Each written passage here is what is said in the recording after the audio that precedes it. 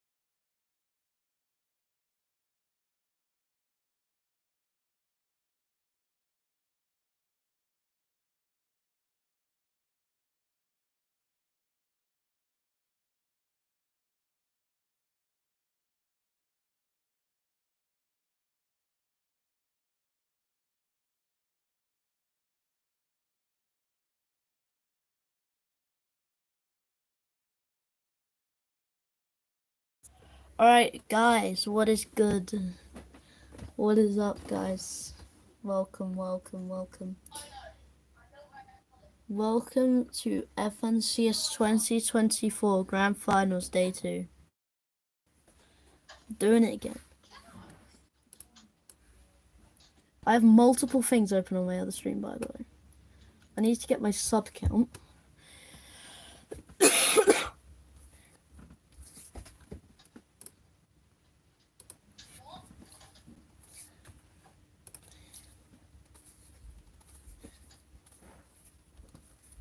We're currently waiting for Fortnite right now. Come on, Fortnite, what you doing? Start FNCS.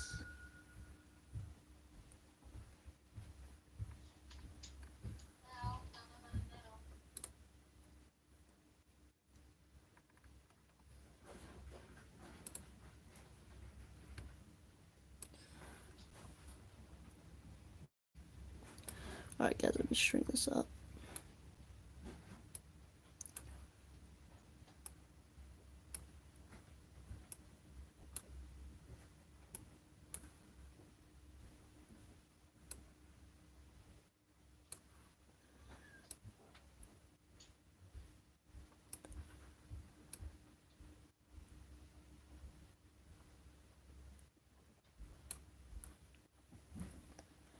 Alright, there we go.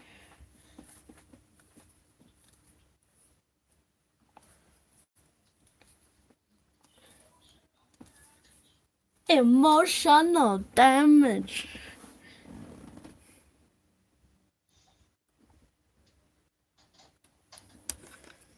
Sync plugged in. As I walk through the FN.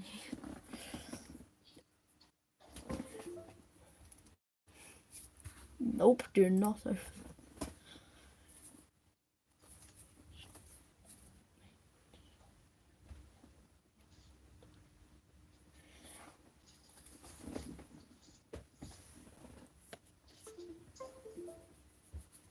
Don't stop doing that.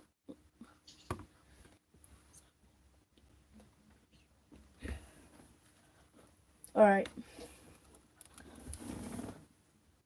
I'm currently streaming twice, so I'm streaming just Fortnite gameplay, and then this FNCS. So we have 2 streams going today for y'all.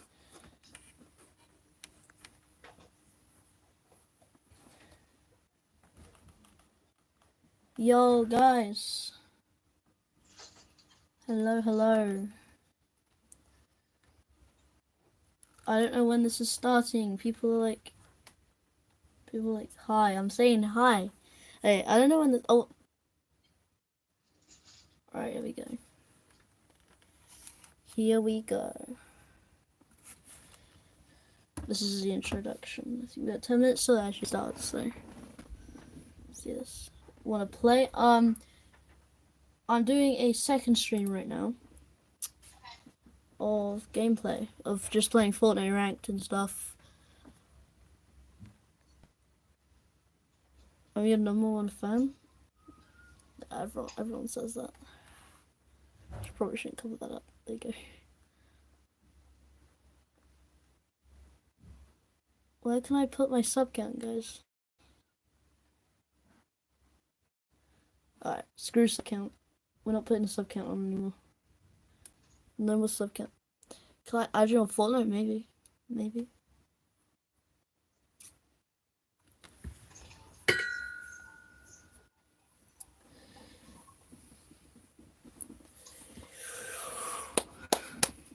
I think, because we got week 5 grand finals.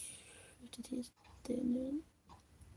and then the champions today. This is it. Whichever team wins this wins it all. My favorite POI of all time, which is chapter 5. Talking about just chapter 5. I think Lavish Lair is quite cool, but I like Frenzy Fields, so it's good. Oh wait, hold on. I mean, it went amazing for me, but with Thomas HD, we just qualified for the major put one. on some Then we got captions. second in the I grand can't. I finals, can't put on and some basically captions, just guys. qualified straight to the global championship. Well, I mean, when I qualified, we had been struggling a bit in the first FNCSs. You know, when we went into the last chance qualifier, we were like, It's we Mr. had to win now, like, Savage. had to do good. For this year, there's absolutely a lot of pressure. 2023 wasn't really my year, and I'm hoping to redeem myself.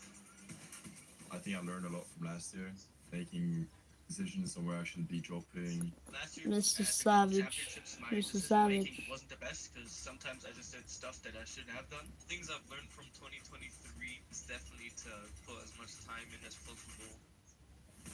I think the pressure is always high every year in every FNCS and every major tournament. But personally, the pressure on me hasn't gone up. On other people, the pressure definitely has gone up, especially people that want to make it to the first global championship as well as grands. It would be the best thing like to go on major one or two, but it seems really hard. I want to play like really good on all the three majors. The thing is, anything can happen, even if you're one of the best in the game. I go into everything with 100% confidence. Qualifying early this year would be, I'll be very chill, because then pressure is off. That'd be very There's, cool like, if record Mr. numbers Savage today wins for- FNCS. It's definitely more competitive this year. People will play a bit more scary in grands because there is no last chance. Getting first or second in grants is pretty difficult with the big names we have in Europe. To make the land, Yeah. you have to be a seasoned veteran of the game. Hopefully I can prove that me and Mongrel can come back and we can smash it. The only thing I really care about this season is FNCS because it's like the biggest thing. I just really want to prove myself. We have like the best chemistry. We have pretty good chances. I'm trying to get a few more FNCS clutches and win everything.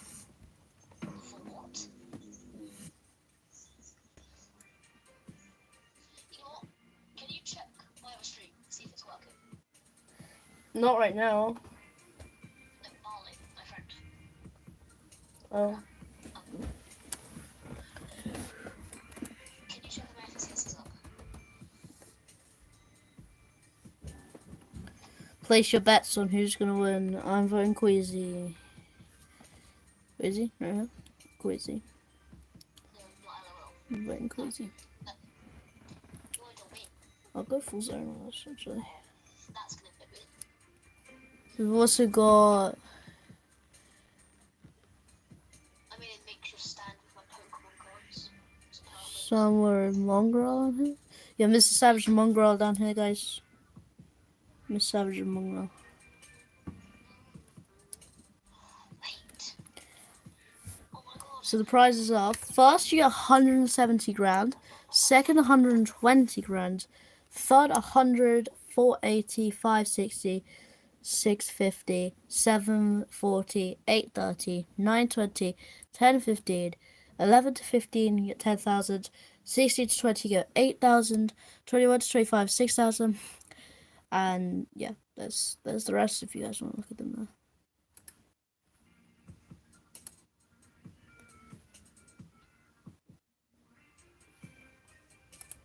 Let's get back to that. Videos here. That's King's eyes. Is that King or not? I say Queasy. The top is Meadow, the middle is King. It's a chin. It's literally a chin. Hold on. Vico. Vico's chin. Oh, it's Vico, no! I actually don't know the last one. Wait, that's me. Yeah, that's me.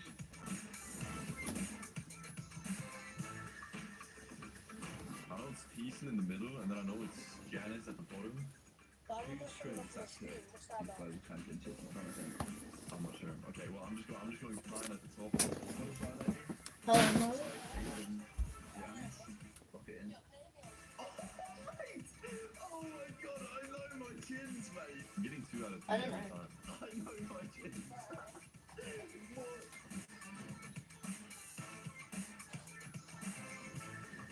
It's my arch nemesis and a group film. The bottom one is pink, but I don't know who the top one is. So the middle one's Malabuka. The top one might be Queasy. I don't know the last one. Oh, we're not doing FNCS. We're just watching it.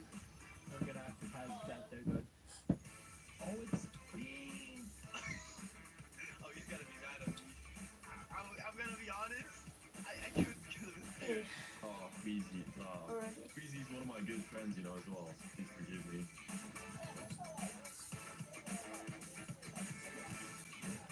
Money maker. Top one is Moneymaker. Okay, we got eye drop. The middle one is Eye Drop. Moneymaker on top, my old do eye drop in the middle.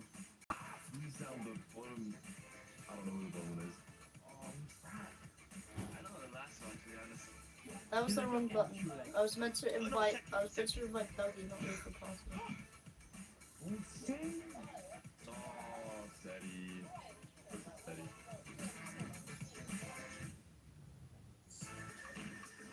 Okay, we got moved to Oh yeah, that's what Riley turned on his But screen. the here, man. The top one is Hen. The middle one is Savage. I don't know the last one. Yeah, I know that shit. That's Reason's shit. Okay, so it's Savage, Reason. I know Reason, Smile. So bottom one is Reason A, middle one is B, and then hand on this one. That's my. Hello King Pug, welcome to stream. It could be. Is it hen? Shouldn't be like that. Hi. Okay, so it'll be 10. Then. Okay, Is that I actually got it. Oh, it was me.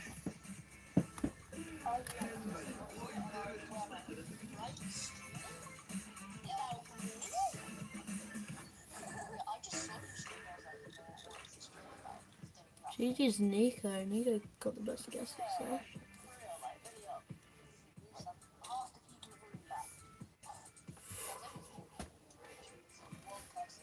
We are 1 minute until FNCS starts.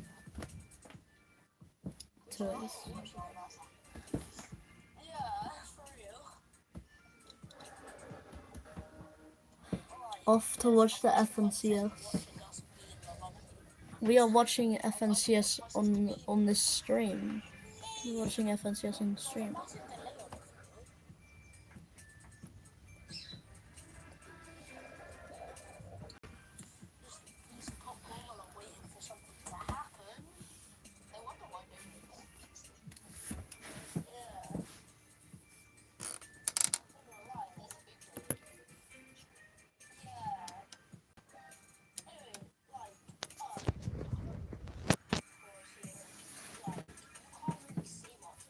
Eight. Okay, let's go. 7, 6, 5, 4, 3, 2.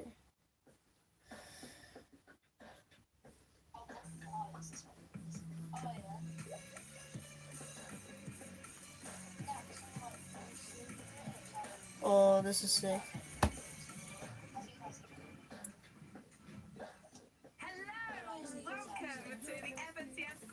It's day 2, and you know what that means? It means in 6 days' time, we are going to crown a champion. And you know who is going to join me in this ceremony? You're the best. Thanks, It's bro. 11 Thank 2K you. and minimum. Appreciate the You get support. No points for guessing that one. It was rather obvious if you've been watching the action over the last month. In fact, if you've been watching Fortnite over the past few years, then you might know, when was your first broadcast in FNCS? It was Chapter 3, Season 2, so nearly 2 years ago now. So I've been around for a little while. Evan, you've been around a little longer there, haven't you? Yeah. I think Chapter 2, Season 5 was my first. I've been here the longest other than MDF, really. So yeah, I'm an old head in the game. You're not an old head, you're about to turn 22. But you were a mere teenager when you joined the broadcast team. So it's been an absolute privilege to see you grow up. We're not going to talk about my age. Although my first one was a year ago now, and it was such a memorable final, so I'm hoping we're going to make some memories today. And speaking of a walk down memory lane, can we talk about comebacks, Levin? Yes, I think it is really important to talk about comebacks, right? Because today is a bit different from yesterday, Frankie. Today we have 1.5x points. So everything you do in this lobby today is instantly just that bit more valuable than it was yesterday. And so the potential for comebacks is huge. Yo, wait, you got that Yeah, it really skin? is. I think I saw a little bit of confusion on social as well. It's 1.5x eliminations and placements. So it's not just going to benefit certain teams, it will benefit a lot of teams that are going to have a better day on day number 2. I want to have a little look. What was the biggest comeback? Wait, how do you have that from purple previous version seasons of it? FNCS? One stands out, of course, Chapter 4, Season 1, a whole chapter ago, was Mustache and Tayson. These guys were actually in Like, second it came like place this for on me. day number, or after day number 1, and then ended up, of course, winning the major overall. Yeah, that was, a really memorable Wait, how long FNCS, ago and it did was you actually get the that? biggest comeback we've seen anyone have to actually go on to win an FNCS. Nobody's Wait, ever how been long ago? 7-4 lower and then won an FNCS. So maybe, looking at some of the players in the leaderboard, maybe some people try to break that streak Okay, today. wait, Of course, Marley, how long ago did you buy that skin? A very historic season where they had a big comeback. How long So ago did you Kanye buy had that big skin? Because comebacks in the I past. think this is just a We've remake seen of it. people have comebacks in the past that are, outside of the top I have 10, the pushing I have the way into good, FNCS version of standings. it. And I think we're going to see quite a few of those today. I'm curious The big one. to see. I was going to say. Go, Mini Miner. Tell me what you're I curious was going about. to say the hen you said on it, right on that list right there. 41st to Can you 8th turn it up? player in Chapter 3 Hold on. Season 2.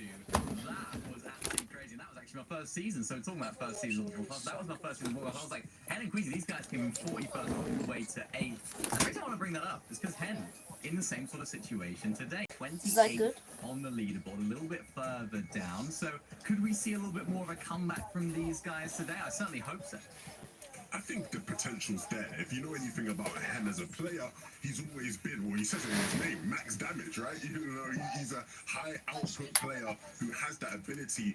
And obviously he's been in situations like this before, not just, in that one FNCS. He's been there so many times where he's had to make a big comeback happen. He did it at the Invitational, a couple of years ago now. And so he knows what it takes. He knows how to react to a bad day. And the thing when you look at games yesterday, Mini, is that, it wasn't necessarily the best of days, but there's something there to work with. There's a platform to build off of where they were able to make some deep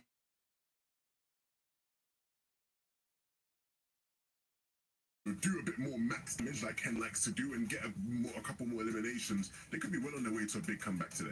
Yeah, his name's Max Damage Hen, but we didn't see too much from them yesterday. It wasn't quite a day where maybe you were used to seeing Hen. If you were quite an OG Fortnite, maybe expect Hen to be jumping in box and stuff. They only managed to average 1 elimination per game in that day yesterday. Only 7 of the teams had less than that. So although they're in a good position, they need to ramp up those eliminations. I think someone also needs to have a word with Pen because his name is Max I'm Damage streaming FNCS. 75.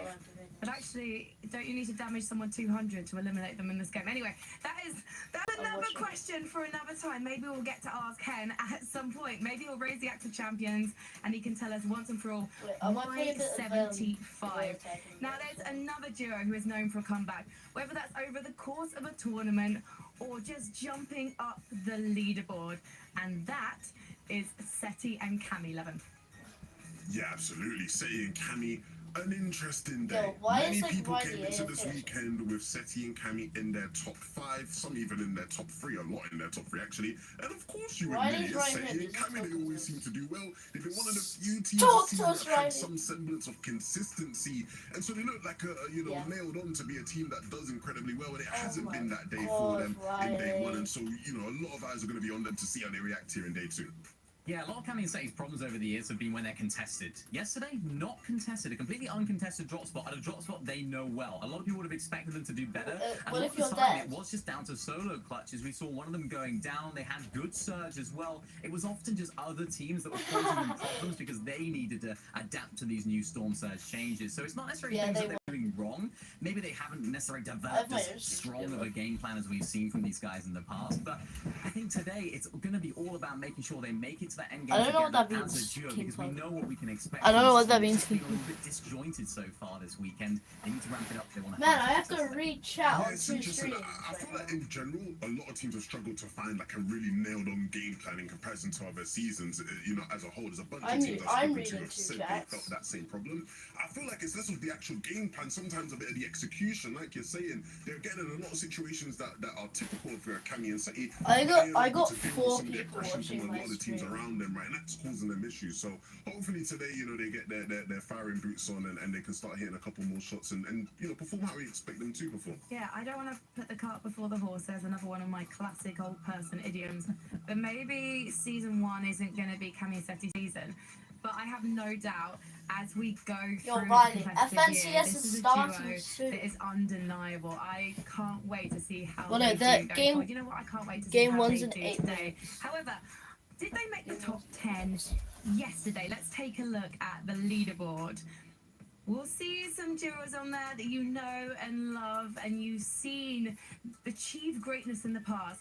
But actually, in 10th position, Loco Wild and Iron, to be honest, I didn't expect them to make this much of an impression so early in the grand finals, Mini.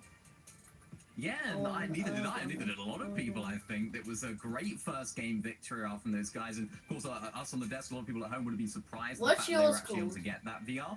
I think for me, it was just, was that going to be the end of their day? Was that going to be their moment in the spotlight? And it wasn't. They continued to be quite consistent the rest of the games. And to find yourself in 10th place, it's not bad at all. Because we often see teams that have a good first game, maybe lesser known teams, they get a little bit too excited and get a rush of blood, and then things start to go worse. But it hasn't happened for them.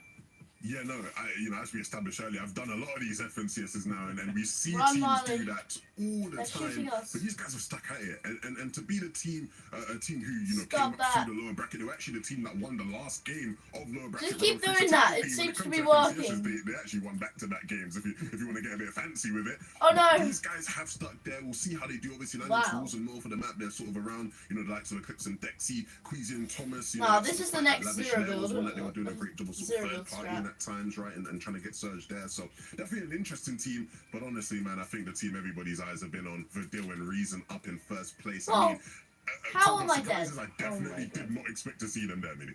Yeah, I didn't No. either. Even on socials, I was looking. Vadil said, I don't know how I'm in first, but we're in first. Fine, We're man. here. We're ready to First go. meeting. It was an interesting day for them yesterday. They didn't have any massive pop-off games. Didn't see a massive victory out from them. We didn't see a victory out from them That at was all. not But they fun. were really solid in their game plan. They didn't have a single game where they had no points. They always got into that placement points. They always had some eliminations as well. Which is Just the like way little that they were cats. playing was really, really nice. They had a solid plan. They're not afraid to fight early game, which is something that I like about this team, because with these new Storm Surge changes, needing all of that It's our damage, squad being placement. proficient at It's getting our that damage squad. done early by fighting other Do you teams is remember clearly me? working. Yeah, I remember you. I want to see the leaderboard again because I It's want our to see squad the placement. competition Oh, wait, actually. for Verdil and Reason. Oh my god, Verdil I'm and Reason losing so much didn't get percent.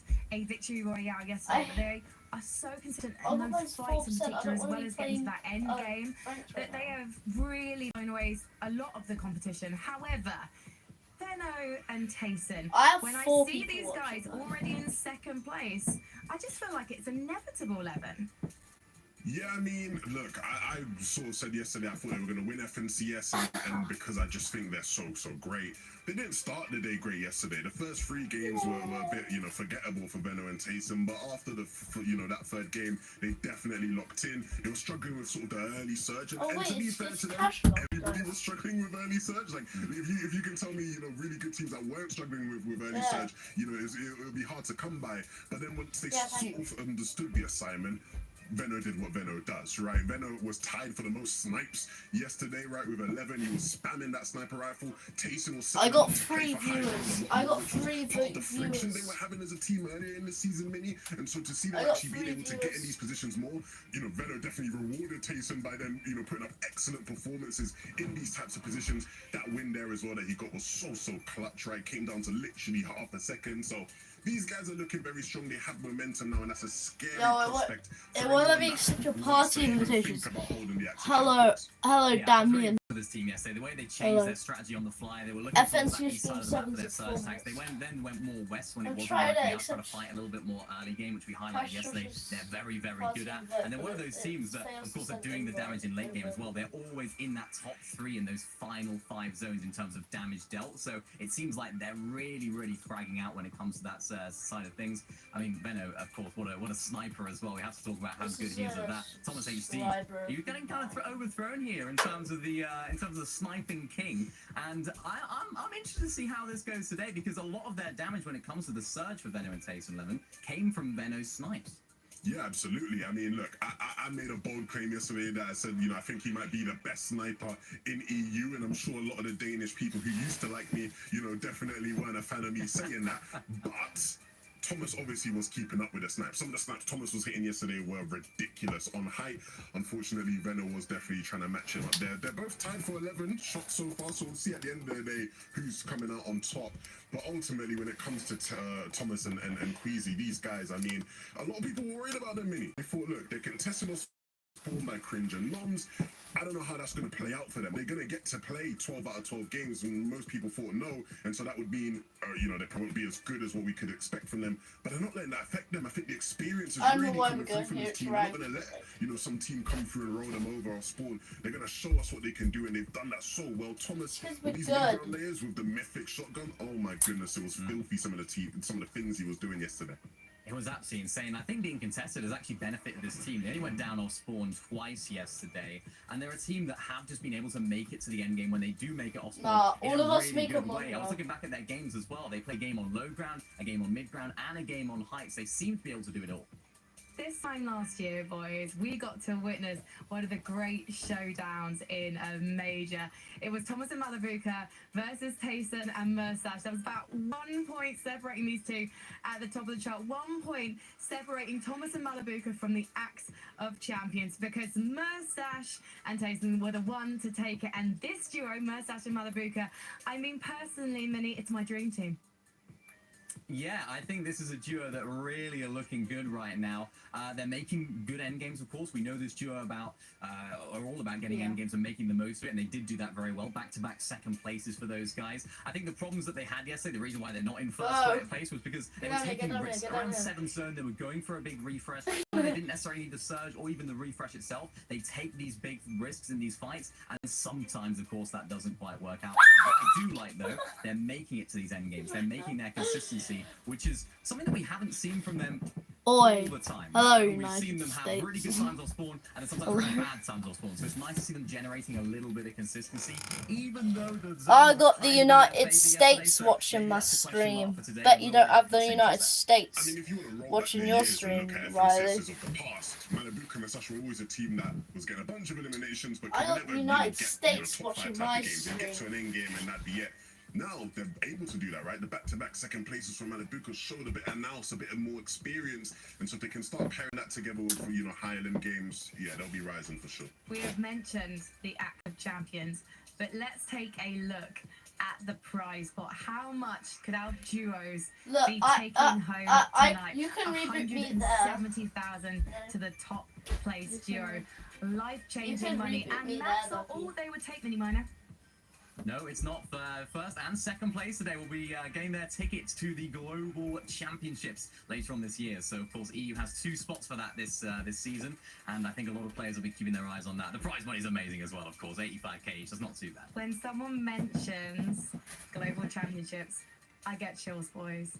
I just think of these duos on stage playing out of their minds and making their dreams come true. And you know what? After today, some of these duos will be a step closer to raising the Axe of Champions on LAN. Day 2 of the Grand Finals starts now. Alright, day 2 of it starts now. A champion. A champion is someone who ain't afraid of the big stage. A champion is someone who stands tall against any opposition. Yo, FNCS is starting, right? Champion You is gotta someone who stream. can do it not once, not twice, but 5 times. A champion isn't someone who never fails, but someone who never quits. A champion has an edge. They have ice in their veins. They can't be cracked. A champion is someone who can step away from the battle bus for 2 years and come back like they never left. Champions innovate. Champions inspire. Champions conquer the world.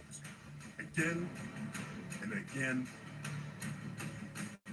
and again. Champions can do it when the lights are the brightest, and they can come from the shadows when you least expect it. Champions come from far and wide to show you how great they are. A champion's journey begins long before a title is won.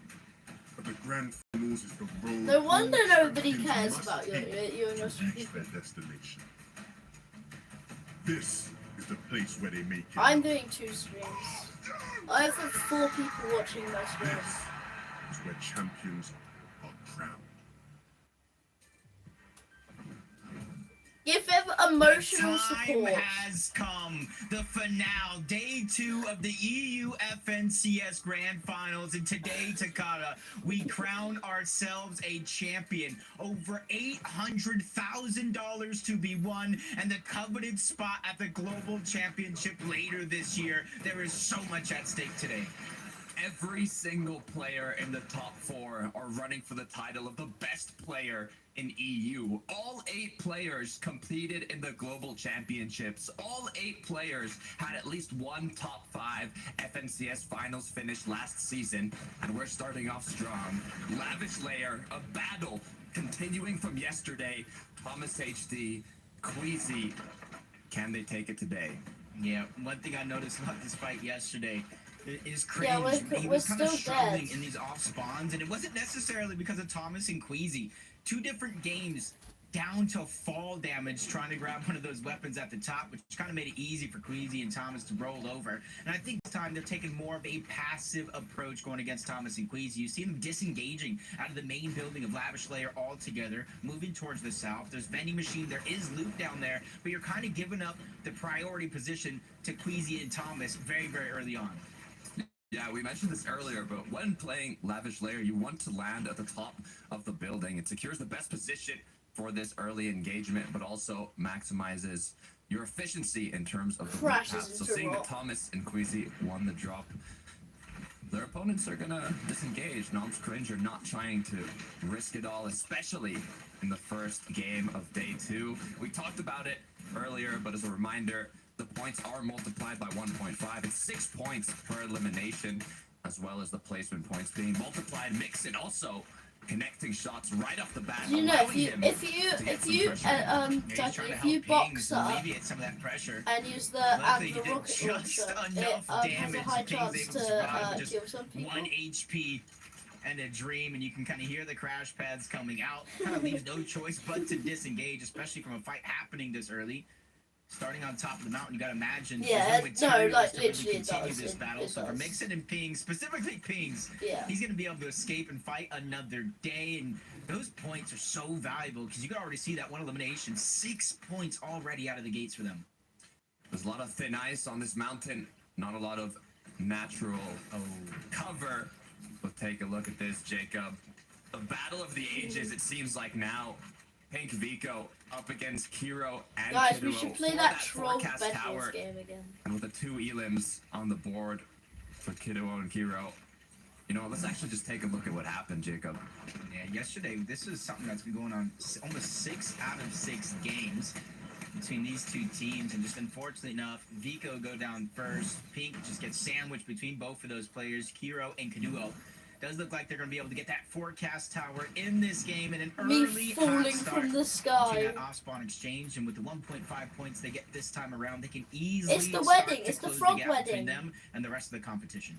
It's the 12 frog wedding. points, Jacob. 2 eliminations off the bat like that, instantly granting you 12 points is a huge Smack him change apart. to the leaderboard. We Rip. saw here, Thomas and Queasy, looks like it was actually I mean, Noms they're and not Cringe who kissing anymore built because on they're dead. top of the lair, but you can see that our game 1 winners of day 1, Oh Ariana and no. his duo partner, were creeping in close by, so they knew that the third party was getting there and the engagement was no longer worth it. Tayson I think Venom, if I got a a, huge end to day 1. where's the Can they Eiffel keep up that Tower? momentum here Oh, in no. day 2? Yeah, leading up to this Uh-oh. FNCS finals, Yeah, everybody sure. had questions about Tayson, his dedication, commitment to the game, and they were even asking Venno, why are you playing with somebody that isn't necessarily putting his all? Well, guess what? Tayson's just a prime That's time what player. He shows up when it FNCS matters, and all I of think his they're experience looking throughout the at last couple of years something. kind of leads him to be one of those 5 players. Of course, those 5 FNCS championships kind of helps along the way. Oh and then my him God. and Venno combining. They're all Every teaming up single already. time I see them take the stage, they're just getting better each and every single moment. Yeah, and if Tayson's able to get his 6th here, it's going to tie him for the most overall FNCS titles across all regions, alongside Mero, Epic Whale, and Arkram, which are all NA-based players. Guys, that's the Bedwars game. Very impressive. List the names. The accolade alone, even if the names aren't that impressive, is just massive in its own right. Yanis Flixie, uncontested, so it's Reckless Railways. Not too much change going on for them on that side of the map. But this one, this is the fight that more times than not ends up with a winner, even with a third party coming in. Thomas dealing most of the damage, but he gets sandwiched. 2v1, almost stuck in a box. He's able to escape narrowly to try to live, but Cleesy's there trying to alleviate the pressure, follow up on that damage that he laid down to begin with. Good job. Another shot's gonna be landed, but instead of going full focus into that fight, you see him doing just enough to allow Thomas and him to disengage and heal up. Only shields they have are, well, is that Flowberry Fizz. They're even aware that there are more duos in the surrounding area. They've got a bit of damage. They don't need the eliminations based on the risk that it's going to include. So they will back off here, continue farming up, continue looting, but it looks like another forecast battle. Penske walks Pixie. Nobody with a clear advantage yet. Well, there's going to be other people on I feel different like you could tell so. teams yesterday hit the VODs after the day was done. More times than not, Hen and Vasquez were able to get this uncontested, giving them a huge advantage with the forecast tower. Somebody else, I think, was able to grab it. Pixie and Walks, possibly, as Hen was kind of down there by himself. Vasquez was separated, so you got to imagine the forecast tower going over to Walks and Pixie. And so that kind of leaves a choice. Do you stay? Do you continue to fight this fight, especially since Zone is now going to force you in? Or do you just try to disengage? Hello, everyone, just tuning into the stream. And so you got to kind of move on with the show. You can see the duos already on the edge of the zone, kind of on the mini-map at the bottom right. You can see they're facing the players here at the forecast tower, kind of waiting for something to happen, whether it be them rotating back in zone or anything that opens up an option to take a few shots. They do have a few ridges, that natural environment to use as cover, so how is they this are gonna going to work? be protected. But forecast tower has been given up. Medallion traded. Given up. Three of the forecast towers to kind of grab. Walks, Pixie gets one. The rest of Kudo us. gets the You other. two and then the rest of us. So both of these teams are going to have the element of being able to see the net zone before the previous one does close. So they're going to have an advantage in terms of positioning. There's definitely so many other intricacies into the game. Storm Surge, extra loot, materials that you need to get. So sometimes you can't just beeline it. Looking at Bill and Reason. Reason has been in this position before. First place after day one in an FNCS finals. But after day two, he wasn't able to hold on to it. Mr. So we'll see if Pancake history can be changed today. Fortnite. For Tini and Misha, though. 2 quick evens on the board. 12 points. We're They're going in the to zone, but being the second one, Storm me is and not going to be dealing Mr. enough damage yet for it to be too much danger. So they can farm up and make their way back in. Fortnite. Yeah, the blessing is they were able to get those 2 eliminations. There's cash rush. Okay, cash Even rush. with how drastic Storm Surge has been with, sometimes we're seeing 12, 15 people that need to go down before it deactivates. Getting that early surge is so important, but you gotta be able to keep the flow It's an going throughout outlaw. the course of the game. Even Smack if the him. first couple zones you're ahead of surge, we've seen teams fall behind at a moment's notice. As you jump on board, Vortexers and Vocal, a team that I've been seeing progress and get better and better each and every season that they partake, and even got their first FNCS Finals win yesterday in a set lobby, so they're already on the upward me, trajectory. Dougie, Cash They're already Rush, trying to Team third party 4. another fight for Team some 4. cheeky surge opportunities. Can they make it their second, Jacob? Is what I'm wondering. Mr. To kind of take shots on these in engagements. And look at this. 2 of our top 4 duos right now. Malabuka Merstash, Vadil, or Vadil Reason. It would be scary to see these 2 duos go into a full-out engagement so early on, but it looks like they're just looking for damage. It's Tayson and Veno, though, in a bit more of a risky situation if you look at Veno's HP. He is healing up. It's Diox, it's Cade. They're the ones boxed up below. Yeah, throughout the course of the day yesterday, Tayson, Veno, Alright, it's so they weren't scared to go in third-party forecast hours. They weren't scared to go in, but a nice opportunity from Diox trying to go ahead and take piece control, box up Tayson. Unfortunately enough, he was able to slither on out of there and find himself a crevice to peek through. Veno finally joins the fight after finally healing up. What they're going after now is those combat caches, third zone. Combat caches spawning around the map, and 2 teams are going to be granted that combat cache, and this is what happens when they go ahead and try to fight for it. so far, just looking for that big shot. Payson with the epic Nah, hammer pump. we're not gonna Can do go an through incredible that. amount of damage if he's able to connect the headshot. But they don't want to put themselves in too much of a risky situation, especially without already having the upper hand on this battle. I mean, So as they try and replace walls and try and find angles, it's more just like a back and forth no, game of it's ping not. pong It's that. between these two duos.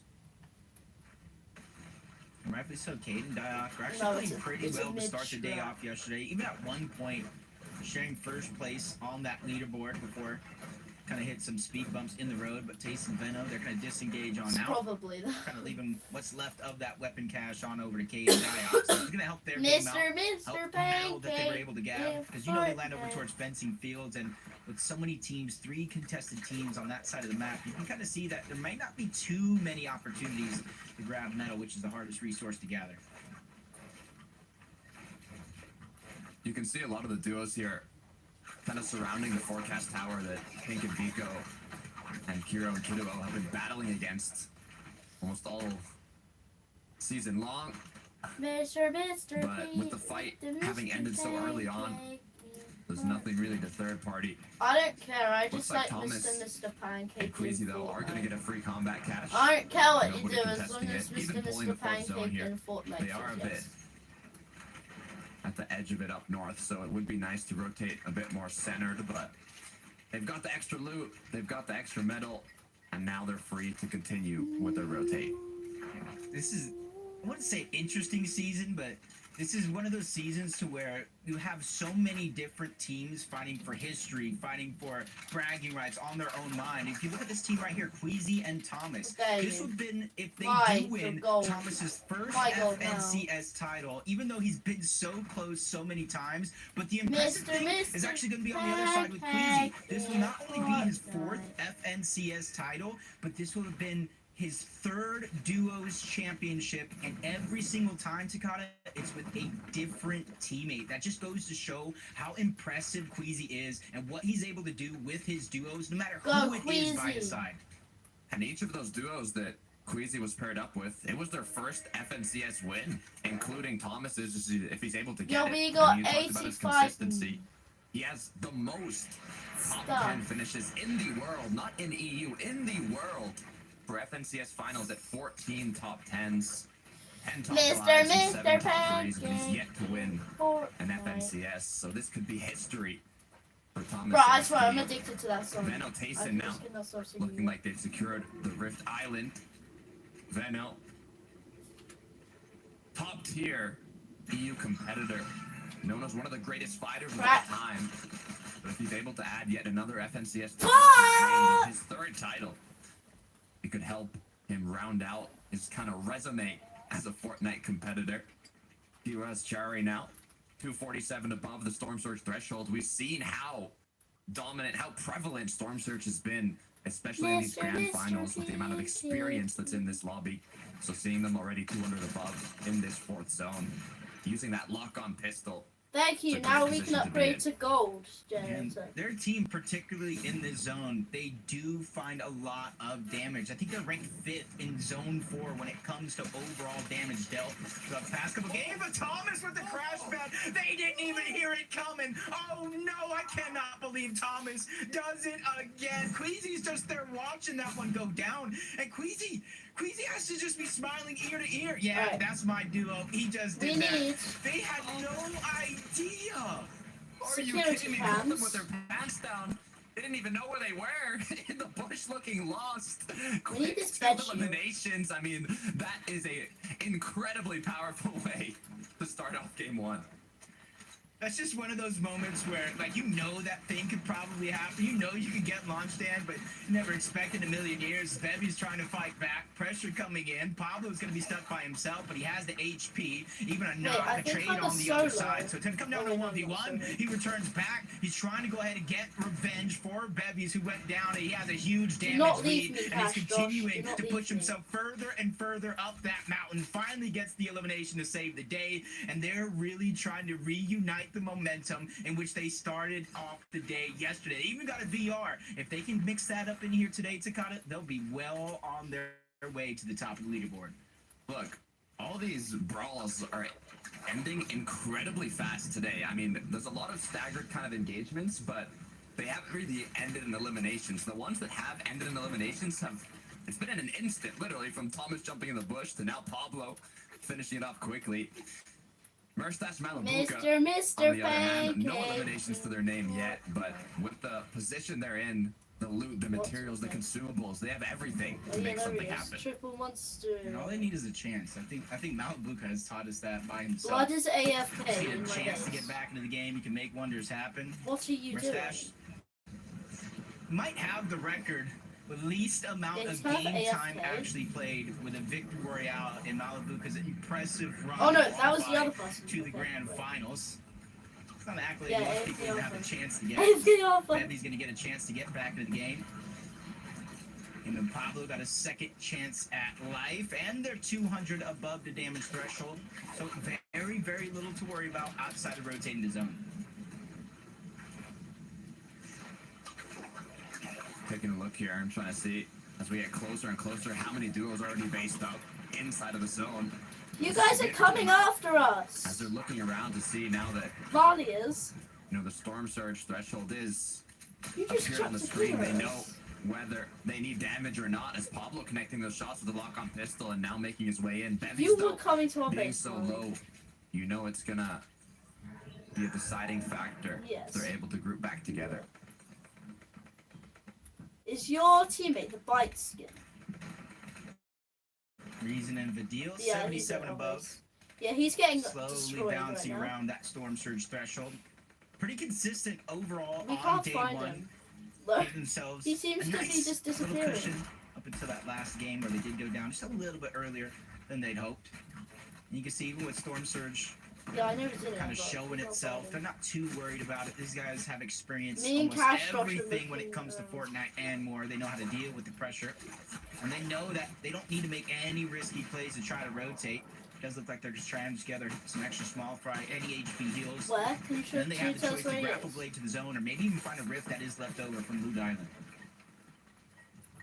But as one of the most important factors of this mid-game, it's making use of the natural mobility from Rift Island. If you're close by, duos basing up on the rifts that spawn on the ground surrounding it, even the launch pads like Tayson and Venom are using on the Rift Is Island. he not? But it also causes this kind of moment in the game where there's so many duos flying through the skies, and the ones down below already boxed up will take that opportunity to take shots and hopefully connect on some of the birds flying through the air. It's literally almost half the lobby right now just using a rift, and everybody kind of knows at this stage that the zone does pull away from Rift Island, but those rifts just make it so worth it, especially if we got a forecast tower. Deal down on Surge, only needs 13, but looking to grab that much more. Astral's going to be his line of sights, but it's Vidil and Reason who Who's go this? down early in game one without any placement Oh, it's points. a random Our player. number one duo We have a new going teammate. into the day, eliminated before the late game even starts. 318 points is going to be what they're stuck at for the first match of day two. Even with the point multiplier, we know the leaderboard is going to change. Menno Tayson Okay, taking we have a shots, but they're teammate that more doesn't know that and we're healthy enough, teammates, so- 320 above. Yeah, from this stage right now, they don't really have to do anything, Yeah. make any risky plays except for go to zone. But you know as well as I do, these guys know not only how to take I'm coming to the opportunities, but they know how to middle. create them there as you are. well as they're just Alright. trying to eye every single person the- here I'm on their here. rotation path. So that way they can figure out which way they do want to go to try to get that slow side of the zone. Most of the lobby Sorry, is I had stacked to up kill in the him. He was middle if gonna they were kill just trying to me. beeline it to zone. So that right side, the eastern portion, Cash especially when you go Josh more won't towards kill the you, north, though. is going to be He pretty won't open kill you. if you can sneak your way through. No, he will though. Three He kills will. already. Bevy's with one. Let's see how he picked up the other Yeah, two. you need to be careful of Looks that like he was guy, 10. because he will kill Caught you. off guard from the back as And pressure he's was coming being to your applied base. from the Be surrounding careful. duos. He's coming to your base. Finishing off Ski as well there. And that's a huge refresh, especially seeing that he was able to pick up I'm trying to Bevy's. shoot the bridge down. I'm trying to shoot down his bridge. Hey, Bevy's and Pablo, you give them a chance to play. They're pretty consistent. Mr. in Mr. what they've done. Pancake in Fortnite. I feel like the only weakness is kind of biting off more than they can chew in certain situations in those off-spawn contested fights. But you can see first place is down. Huge opportunity for Venno, Taste, and everybody else on the leaderboard to move on up, especially with the 1.5 points. You get 100 for the victory out. You have to 6 points for defend your elimination. base. Everything Or else in 5,000 between HP is fed shield. I'll get 25 that. teams still left alive. Finally, placement points are starting to get granted and will cascade with every team that drops. 26 above now for mixing ping. Pressure gets on as Merstash Malabuka. 160 above, but it's going to be Yanis and Flixie to go down. Merstash picking up that extra loot already with the mythic loot. Already with the medallions now. I have a grapple blade, so I could just jump in the lava and grapple like they're back up. strong competitors for this first match in the second day of Grand Finals. Yeah, they caught fire on the second half of the day yesterday. And Malabuka, even though he hasn't necessarily been on top of the mountain winning FNCS championships, for the past couple of years, he's been probably one of the most dominant individual players in the entire region, especially when it comes to average placement overall. Teamed up with Merstash not too long ago, but this is their chance to reunite and finally get that Axe of Champions. Yeah, you're talking about dominant players. I mean, this duo, Merstash, had the most individual eliminations in day one at 22. Wow, so that combination is a lethal threat in this lobby. But I'm looking at lethal threats. I see Venom Your Taste right bite beside skin, them. friend. Rotates come Quite through now. annoying. Hit zone does appear. A long rotation for a lot of these players. Guys, can I As come to your Storm starts base? ticking. The pressure is on. Yep. Wait, that's you. Right time to rotate towards the front side of the zone. You take notice, they're going to stay away from that ultimate low ground. They'll always try to find some layer that they can hang on to, and an opportunity to go to the front side. He's trying to save Tayson. He gets the body through the box, but he is still not, and that team is still on the other side trying to break their way through, and there's even a threat at the bottom, but I think Venno has been done enough to buy the time to get an opportunity at the very minimum to get Tayson back, but you see the just in case he's dropping the mats to give it extra on over to Venno, just in case he does have to abandon the play, but even trading shots back and forth, Venno is not scared and he won't back down. He needs to Oh, keep that's you. holding here. He Right. has to keep expanding to get that space if he wants to pick up pace. The pressure gets too high. Venno gets taken out. Meanwhile, Eclipse, Dexy, up above on top of the lavish layer, looking to hold on to height. First and second place are now down just at the beginning of placement points. Malabuka, Merstash, this is your shot. Queasy, Thomas, those are our third and fourth place teams as Pablo's still doing work here against Pixie and Wax. Gets the knock onto one. Actually, a little bit of help from the other side, but he's going to want that gets all the spoils, all the loot for himself. Little assists from his opponents, but the presents are his as he begins his rotate now. Wait, that's the wrong team. That's team 3. I need to team 4. Medkits as well. Oh no. In case he has to stay in the zone to adjust his rotation. Volco Vortex was close by. The pressure from above is continuing as Queasy and Thomas now begin to rotate. Yeah. No, our bed's being Barely destroyed. above that damage threshold. They know it's not too much of a worry with the strategy they Stop. have. Go Oh to the wait, front it side. stopped. It stopped. Those would be the Guys, opportunities go back move to the base. I think Queasy and Thomas are doing a good job of finding those open We're holes not- here I'm not through gonna this do that. end game. You can even see This is Flowberry pressure. Fizz coming out, just trying to top off the shields. Thomas still moving forward in the zone as well. We know how much Queasy loves or has loved playing high ground in the past, which is why I love seeing this duo play closer to second height. But there's so Yeah, there's much people- elevation There's between people second in our and ultimate base. high ground No. currently that they have to find that right opportunity to strike, to chop them down and go for it. Meanwhile, down in the dirt, Merstash Oh, wait, the people Malabuka, are 3 gone. medkits, Okay, wait, the people are gone. looking like they could potentially have that win condition. Yeah, great use of the Flowbear, and they immediately go to the front side of zone as Thomas, Queasy, they're just trying to go and stay off of that bottom Mr. layer. No high Mr. ground take just yet. They Piggy. have the game in 5th place, and this is a way to keep your position on the leaderboard intact. See, Pablo is clutching so many points, 2 medkits in hand, as he's going to play the heal up here. Meanwhile, he plans, what's the rotation? Where's the impact? What's the refresh that I can get here as he starts walking closer and closer? There's Queasy close by, Nate right beside him. That's not your duo partner, Pablo, that's an enemy. Wave our on each team other is before he going to get disengages, only has a few builds to work with, trying to be very, very picky when he uses them, but those are going to be 2 rightfully placed, able to go in and outside of the box before he tries to make his way back in, can't take too much damage to the zone, out of builds, Vortex was in his line of sight, this is his chance to get a refresh, and he picks it up with ease. More medkits get dropped. Is he going to be able to pick them back up as it's Oh, Queasy no. inside the zone? Is he going to look for some sort of flank. I'm not sure if Thomas is still up. No, he's gone down. Queasy now left as a solo, securing as many placements as possible. Yeah, last of the med kits. Now he has to make his way inward, and he does so with the quickness, trying to get to the front side, so that way he can look back, try to defend himself, give himself options. Kiro can pick up a couple eliminations, but Pablo, what is he solo what is this mastermind, person doing still to holding on us? strong. 6 elimination as a team with the Bro, lion's this share person going just to him. edited A us nice off. shot and a nice elimination from Pablo as he gets Verstash Our down. teammate just He edited gets us a off. knock. He gets an elimination. It's Verstappen. It's up to 6 as Pablo hunts for more. Headhunter right now as Pablo's unstoppable with another up to Queasy. That's 2 big teams, 2 times at the top of the leaderboard down, and this is his chance to overtake the first place. Another knock there on to Kiro, and he's bringing it back. 7 eliminations, looking for an 8th, and finally comes Guys, to I'm an gonna end. kill But he's my done more than teammate. enough work to boost up the leaderboard. Sangfield with Marius down below. It's a 2 versus 2 against the think duo people of are Mike, taking Dixie, the and bets. Clips. They've been holding on since the first moving That's zone. basically All they need to do is close it out. Yeah, they're running out of builds. Everything's going to come crashing down, but Eclipse gets dropped. Dexy trying to fight back, but the numbers game is just too much. Marius is able to stand up tall, take him down, and take the game. Unable to finish it off, finishing in second, but Sangfield, Marius securing the win, securing that victory royale. What an electric way to start game 1 of the Day 2 EU FNCS Finals. Yep, and throughout the course of that game, we saw first place go down, second place go down, fourth place go down, and then even third eventually. And Guys, even I'm though coming to your Pablo base. didn't win the game, he was in 5th place. I could only imagine what the leaderboards look like, but Marius and Sangfield from the low ground, they chop them down like a great oak tree in the forest, and they put in work to take the game. I can only imagine where they're positioned on the leaderboard now that it's 1.5. Guys, my points. teammate's in your vent. I've got a smile on my face, Jacob. I love to see these AIM games end in action. We haven't been seeing any heal-offs No, basically this is in the cash grand rush, finals. cash It's rush. been pure chaos, pure Guys, please don't annihilation kill cash in the rush. late game. But with the new Guys, format can change someone- for Day 2, wait, there's going to be sorry, so wait, many changes on the wrong leaderboard. person, And there's sorry. only 3 people can update us on that. So, Frankie, what you got? I feel pressure. Yeah, now. I am, being I one am. Of the 3, but I'll try my best I'm at your base. to uphold the reputation of the analyst desk with these 2 boys, Levin and Mini Miner.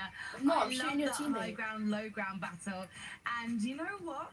Low ground took it, Levin, and that's one of the first times this weekend I thought we Yeah, I hate my other teammate. Look, I don't we hate are my cash. going to be talking I don't all hate about cash. Danish That's what Fortnite she did players about. right now because the Danes were popping off in that lobby. No, big I fell dub off. for them, and of course the dub for Marius and Sangfield. Of course, very talented players. Players who I think if you are I'm familiar gonna with destroy. EU Fortnite, I'm you gonna recognize destroy their your names. teammate. Especially when it comes to Marius, right? He's someone who a lot of players talk about, you know, you don't want to fight this guy in creative. He is absolutely cracked. And they haven't had that FNCS performance. That's I'll made you make go, him rage wow, quit these so guys much are he here. throws his A big controller. win. And like Frankie said, right? Doing it from a position that not many teams have managed to do it from this weekend. Yeah, you're absolutely Oh, right. I'm I mean, you coming. talk about players that are up and comers, players that have the talent. Marius has to be one of those players that are on top of your list. I have a He hasn't frenzy quite on done it in an FNCS format. He hasn't quite shown what he can do on there, or out on the pitch, I guess you could say, out there in the on the map. So it's great to see him actually performing right here. It was a nice favourable zone for them, close to their drop spot, but it's not easy to play that low ground, particularly when the zone does fall back like that. You're going through all those old builds, you're going through all that mess Hello. that the players are trying to do. So nice job from that team, and you can see a little bit of potential there for the day, because of course it's Mr. 1.5x points, and that can jump them up the leaderboard. Also, just because the zone was in their favour doesn't mean it was easy, because Janice and Flixie, when the zone was in their favour not once but twice yesterday, they did not take the victory royale. So maybe sometimes it's harder than it looks, not that you tell from that victory royale from Maris and Sangfield. I can't wait to see the leaderboard for this one when it's ready, because interestingly, our #1 team going into game number 7 went out quite early. that They got was 2 me. eliminations, no placement Wow. points. I'm scanning it now, trying to see the deal and reason, and they are in number Oh, 6. wait. They have dropped 5 places. Wait, I friended your Yes, I'm teammate. quite I friended surprised, your to be teammate. honest. Maybe they need a bit more of a warm-up, Levin. Just don't want me to kill him, make him rage quit. Yesterday when it came to being uber aggressive and it was paying off, right? You rolled the dice a couple times. No you're gonna cash, roll in your Josh. favor, and so I think that was a situation last game where that happened. To be honest, I'm just impressed by Pablo Ingo and Bevies from that game. Pablo's clutch. Oh my goodness, man. That guy was going crazy, Mini. Every time I thought, okay, he's done now, right? Surely he's done now. He just kept hitting more shots. I mean, again. Danish Fortnite taking dubs. This guy was going crazy. Guys, I I'm think here. to I'm at your the base. headshot hunter or something like the head hunter. He was, oh my, it was mad. Yeah, there was just so many bold plays at this point, which is exactly what you need to do when you're a solo in this particular point, and we know exactly what Pablo and Bevies do, and it seems like the narrative that we just keep talking about, it's just they're inconsistent, but you can see, if they're able to do this more often than not today, this could be our FNCS champions. We could be looking at a potential FNCS champion after a season. But the way that Pablo was running through those layers, it really reminded me How of am I Venno, supposed to? and the way that Venno likes to play those endgame clutch situations when he's on his own. He is literally take no prisoners, just take all the names you can get, Levin. Yeah, I mean, look, I'll give Pablo his props. He's someone who has shown he can pop off in the past, right? I think it's funny, Minnie, because, you know, if Pablo and Bevy stay here and they win the FNCS, they'd be the first Danish players to ever win it. And I mean, it would be, Thomas HD, I think, would probably be crying inside if that happened. But I do want to talk about Thomas because we saw a really interesting play, and it's something that we've seen a lot from teams this season. And what a lot of players have been calling, they've been calling it crash pad ball. Because what you do, right, is you line up a team, you know, a team somewhere, and you set up the crash pad so you land perfectly on them, and you do this. And I mean, I was freaking out when this was happening. Minnie and Frankie were both freaking out. And I mean, how could you not? It's really interesting. A lot of players have been doing this because if you're the players on the receiving end of that, you actually don't hear that. I killed him again! I killed him again! Or hear it coming at all. And so it's like a really crazy surprise play. We've not seen much of it on screen, but I'm glad we got to see it once. Because a couple teams have been playing around a bit. Obviously, Thomas combining it with the Flowberry Fizz, which was nice. It gave him a bit extra distance. But yeah, Queasy and Thomas still are going to be a threat today for sure. Yeah, and it's exactly the type of player that you want on the other end of that Flowberry crash pad, right? You want it to be Thomas HD getting into that Cash push, Josh, not kill only the just seeing bite the team skin. in there, you're also hitting a max damage, 173, whatever that was, then connecting with the assault rifle shots, hitting double headshots on the next player. Yeah. That was absolutely spectacular, and we talked about how good Thomas HD is and has been this season in that duo. So although that game wasn't necessarily the best for them, even though it was a nice zone for them, I'm expecting big things from this duo, because when you've got someone on your team that can pull that out of the hat, anything can happen. The more Danish players, the better. I do want to propose something though, boys. Can we call that move the baby bouncer? Because they're on the junior crash pad. No, we're not. So like you grab your baby bouncer and you bounce into the... Should we just call it the Flowberry crash pad? Or the baby boomer, you jump on the baby crash pad and then you can do it boom. without the Flowberry. People do it without the Flowberry as well. You can just do it with the crash pad. If you line it up and you sprint jump, it's like 190 meters. It still works. So, yeah. Do we need a name for it? Can it just be crash pad onto someone's head, into max damage pump, into elimination? Baby boomer. If you want to say that every time, Minnie, feel free to say that. You jump on the baby and then Wait, you he boom might be going to shakalaka Arden. into their faces, just like with boom shakalaka into ring. Imagine he goes to Arden. Take it away, Jacob and Sakata, please. Like, that was a whole lot of yapping, Jacob. But what I'm interested in is Game 2 of the EU FNCS Grand Finals. Explosive start to the day. Pablo, I mean, Headhunter, what did we witness in that late game? We witnessed somebody steal the show. Ended up in a third place from 5th to 1st I don't know what after Cash that Josh huge is doing solo right now. clutch. Oh, he's at If our any base. time is to look back at a moment and say that is why Where's your he won teammate? FNCS. That's a big if. Don't want to curse him too early. That is the moment right there. Will we have more clutches with the next game ready? We'll see. You said it, Jacob. Pablo Eliminated. Bevy's first place on the leaderboard now. Merstash Malavuka in second. Queasy Thomas HD in third. As now instantly right back into the action. I feel like every single I have- game today we might have a Coming! different I have first to place go team. now. I just want to kill your. I feel like that's the trend. The 1.5 Oh, wait, I'm plays, done. the, I how have to go well now. everyone's playing. It's not just one team playing well. Everyone is playing lights out in this competition.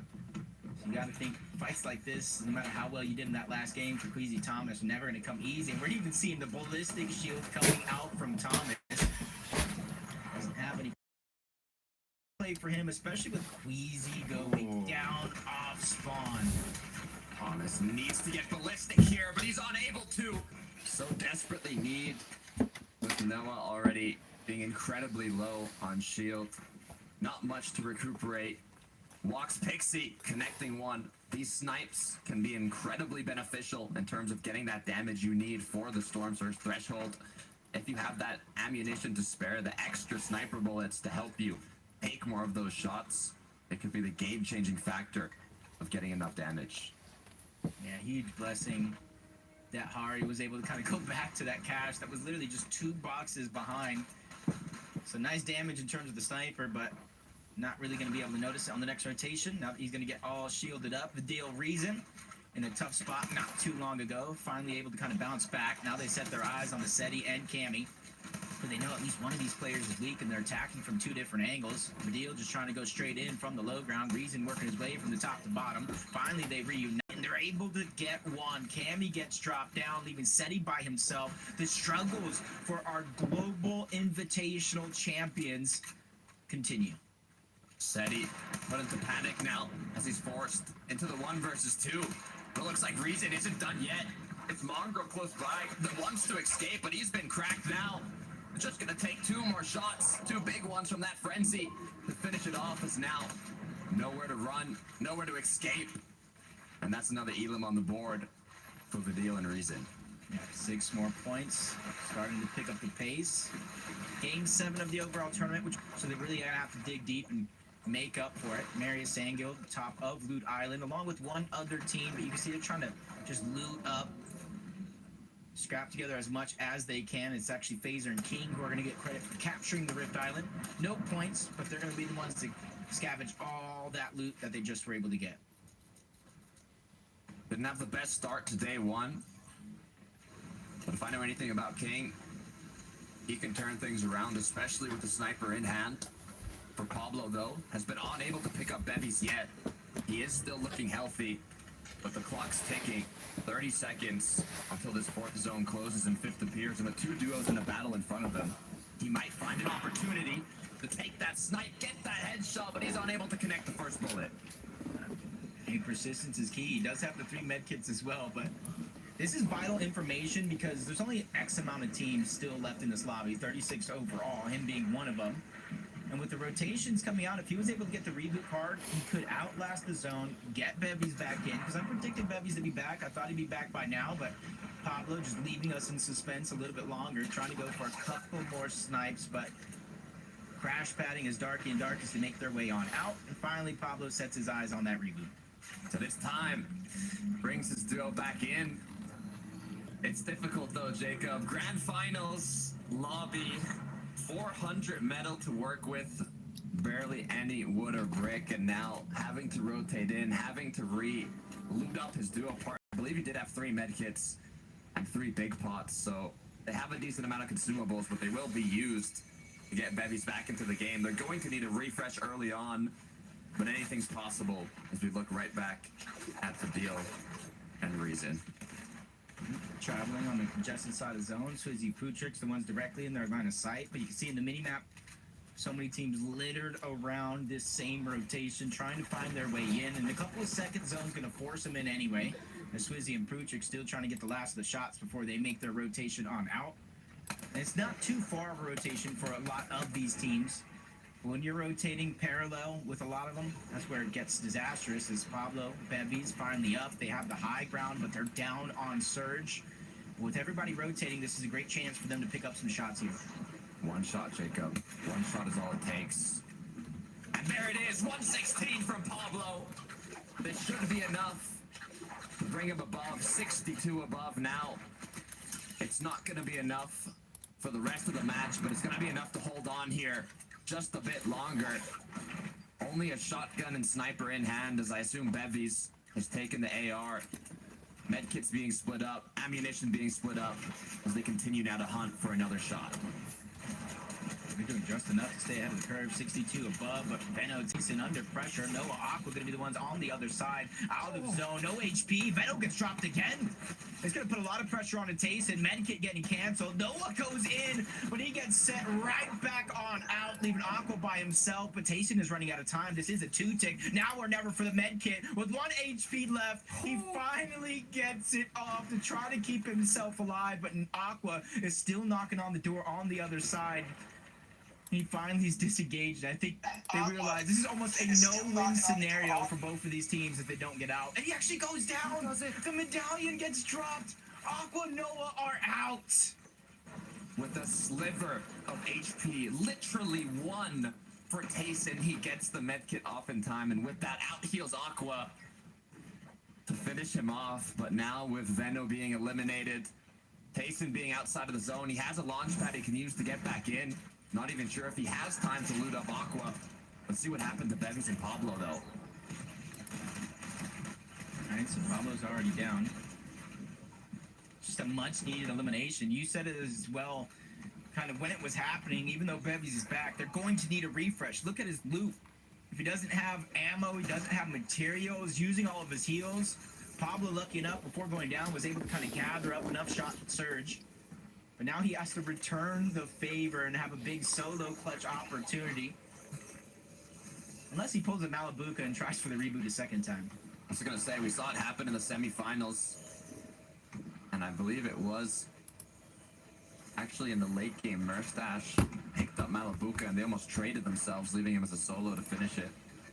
Until he picked him back up again. But that's going to be difficult here for Bevies. He is 231 above, though.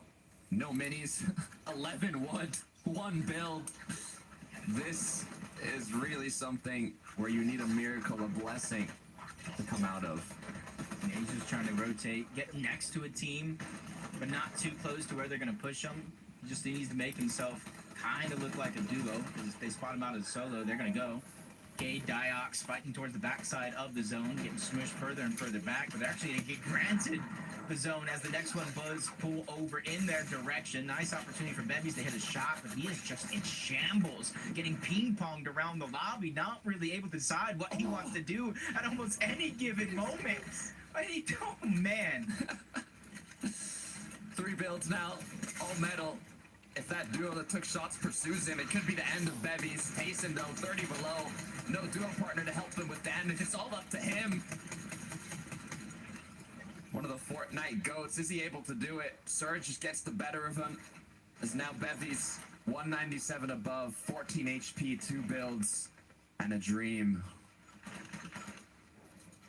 14 HP. All you need to do is at least have 1 HP. Be able to stay alive. Common sense. He's just outside the edge of zone as well, but he can immediately go back in. You see a lot of the builds that are going to be recyclable for a situation like this. It's all about what happens after, because you see him down low, kind of in a trench between 2 of the biggest mountains in the zone right now. If it pulls to either one, that's when I'm going to continue to get a little scared for Bevies, but one team needs to go down, and he'll at least start to collect those placement points. Buka looking to see if he can connect the shot here. AR in hand, hits 2, hits 3. 1 more needed to get the knock on Pixie, but it helps with the damage. Now, 27 above, 94 with the hits. Can they hold on, though? Just 19 seconds left until this zone closes. Luke and Mustache, they don't really have to do much. They're not the highest elevation, but they do have the natural mountain behind them. So lessens the chance of somebody being able to break into the box, but makes him pings a whole different side of that Storm Surge threshold. Not going to be a ton, but 34 below. Not very many opportunities there as we look at an opportunity here. Bevies. Oh my gosh! The Reaper Sniper no scope, not no quick scope at close range. Talk about getting back into the game. Bevies has finally done it. And with the massive solo clutch the game prior by Pablo, this is his chance to return the favor, and now Pablo won't be able to hold it over his head if they win. Bevies inventing new words with that headshot snipe. 3 now on the board. Will this be history once again? A solo clutch. He has the damage from that headshot. He has the loot, and now back up 120 builds. More than enough materials to clutch it out. Only thing you can even ask for is a bit of shields. But there is potential to make something happen. And this is perfect situation in terms of zone. It's a far pull for everybody in the lobby, so there's not going to be great and too many opportunities for people to just sit back, camp, wait for zone, and try to target out a solo like Bevies. He just needs another one of these far pulls. He'll be A-okay as the rest of the lobby finally makes their way in. Placement points being gathered with every team that goes down. Oh, but Bevies goes down himself. That's Vico who went in. But Pink got lost along the way. So another solo opportunity in the form of Pico coming up soon. Let's see how it happened. Bevies even built 4 boxes. It seemed to be the safer play, but with his roof, his cone replaced, he did go down. Ping Mixon, though, 4 elims on the board. Just like that, an extra 24 points going into this end game. 3 medkits to work with, 3 bigs. They're already ahead of zone as well. They can't even recuperate what they've used here. Question is, what do they want? Do they want to elevate themselves more? What layer are they playing for? So far, I'm trying to see as well who might be peaking for that high ground. It is ninth zone. It's the first moving, and it commences. Yeah, what they're doing, you can see it. Peeking through the cone, gathering information. It gives them flexibility and options. Do I stagger myself? Do I continue to stay towards the front side? Depending on what they see here is going to give them that answer. As Mustache bumbling a little bit, trying to make it on over to Malibuca as players cut off his path with the grapple blade, but no harm, no foul. Able to reunite into the same box. Voco and Vortexers having to do the same thing, but 21 below the damage threshold. A quick fadeaway shot coming out from Voco is going to get him above, but he takes a shot himself, trying to reunite with Vortexers so that way they can try to heal up as best as he can. Big pot getting put to good use. Vortex's Voco looking to continue strong. It's going to be Reason.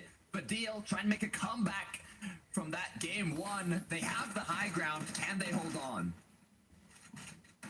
Question we're going to be asking ourselves, 364 above, but almost every game so far, no matter if it was early in the 9th zone, late in the 11th zone, somebody usually tries to threaten to take over that high ground, claim it for themselves.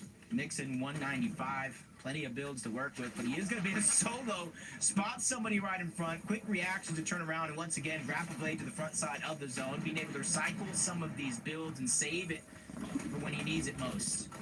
Mixon has to clutch it up. He has that mythic frenzy. He has a good amount of builds, even ahead of zone. With those 3 minutes, potential to play back and slow when he runs out of materials. Mustache Malibuca, though, showing their dominance with 3 elims. Issue is, they could use a bit more materials, but they're more than healthy for the rest of the zone. Yeah, but this consistency is absolutely insane for Malibuca and Mustache. They're slowly but surely moving up the leaderboard, which is hard to say because they're already at the top of it. Started in 3rd place on the day, slowly but surely taking over other spots. Vortexers lost Voco. You saw his shields get dropped not too long ago, so now Vortexers left by himself, trying to grapple blade what's more to the front side of the zone. Ends up almost getting boxed up, but it doesn't matter. Marius and Sangil, 2 shots are better than 1. Take him down. Wanting to get the back-to-back VR. As Badil Reason still up strong above. Marius Sangil now trying to build up as this zone does pull towards a ridge. They cannot get trapped here. They need to elevate themselves as quickly as possible, but as all duos have the same plan in mind, they get trapped together on the journey up the hill. As his duo partner Sangil goes down, so does Marius. Yeah, he tries to backtrack in his zone. That was 2 different teams that took part in eliminating that one.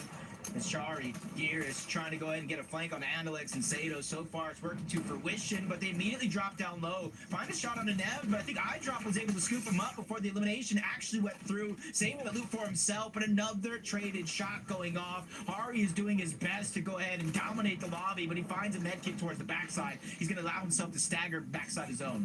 It was Malibuca who got eliminated, as now the zone pulling under the train tracks. iDrop using that as he builds close to one of the pillars, but with just 10 HP, he's forced to pop a medkit.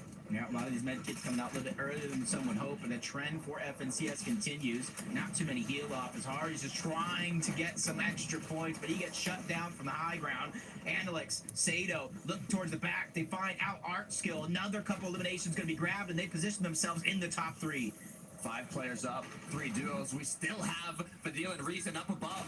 Cade is going to be the solo. Goes down to zone. The 2v2 height versus low as Reason drops in. Cracks 1, unable to get the knock. Badil now forced as a solo. He still has the medkits. He gets it canceled, though, by a threat to try to jump up. Second one going off. It's also going to be canceled. He drops down onto Analex. Sato is already down. Badil has woken up from his slumber after day 1 to awaken here in game 2 on the day to take it all. back in business from a rough game one after dominating day one, finishing in first place. They are back on their throne. And that's what happened. The topsy-turvy for those points. 1.5 times points compared to yesterday. And I said it, we are going to see that leaderboard change hands almost every single game today. And with a valiant effort from Bevies and his solo clutch, he went down far too early to where points like this, a win like this, 6 eliminations, 100 points from placement alone, Takata, they have to be sitting pretty in first.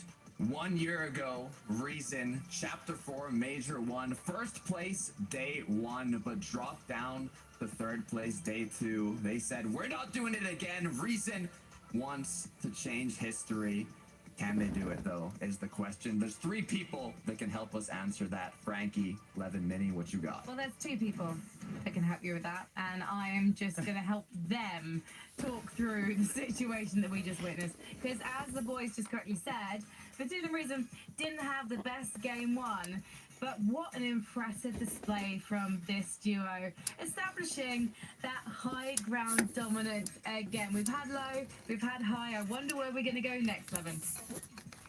I mean, if Vidun Reason have anything to do, it's going to be a show. It's going to be entertaining because that is what these guys do. They entertain. Like the caster said, they were asleep still, you know, they actually, you know, it wasn't actually them playing, you know, somebody else just, you know, they weren't really there. But now they are here, they're reminding us exactly what they're capable of. And I mean, Mini, that is the kind of momentum, that is probably the best game they have had so far, right? You know, you looked at the first 6 games they had yesterday, and it was like a weird one. I think you mentioned it earlier, right, where you looked at the list of games they had and thought, can't believe they're actually in first place of these games, you know? Like, there's nothing that's jumping out to you, but now a statement win here. Yeah, and Badil said it himself. He was like, hang on a sec, how are we actually in first here? And I think now it just shows that they are actually deserved to be in that position. They haven't fluked it on day one. I think this is a nice zone for them because it ended up in a similar sort of area to what we saw in the previous game. So it was like they had that practice of that rotation. They knew what they did wrong in that first game and could actually adjust their strategy. What I did like, though, we haven't really seen Badil and Reason on Hike this season. I haven't seen them performing this well in this level lobby on Hike. So it's nice to see them going for that, particularly in this sort of format as well, when you're going to get those 1.5x points. A massive win like this is going to be huge for this team because it just keeps them afloat, keeps them on top of that leaderboard and allows them to continue taking those risks. Because I was worried that if they did fall down the leaderboard a little bit, they might end up just almost going back into their shell, not taking as many risks. But this is great for this team. Yeah, I mean, you know me, I'm a bit of a nostalgia merchant. I remember back in the trio days, Reason, Vidil, and Noah Riley, when that was a trio, they used to love high ground, right? They used to be up there and they used to show out.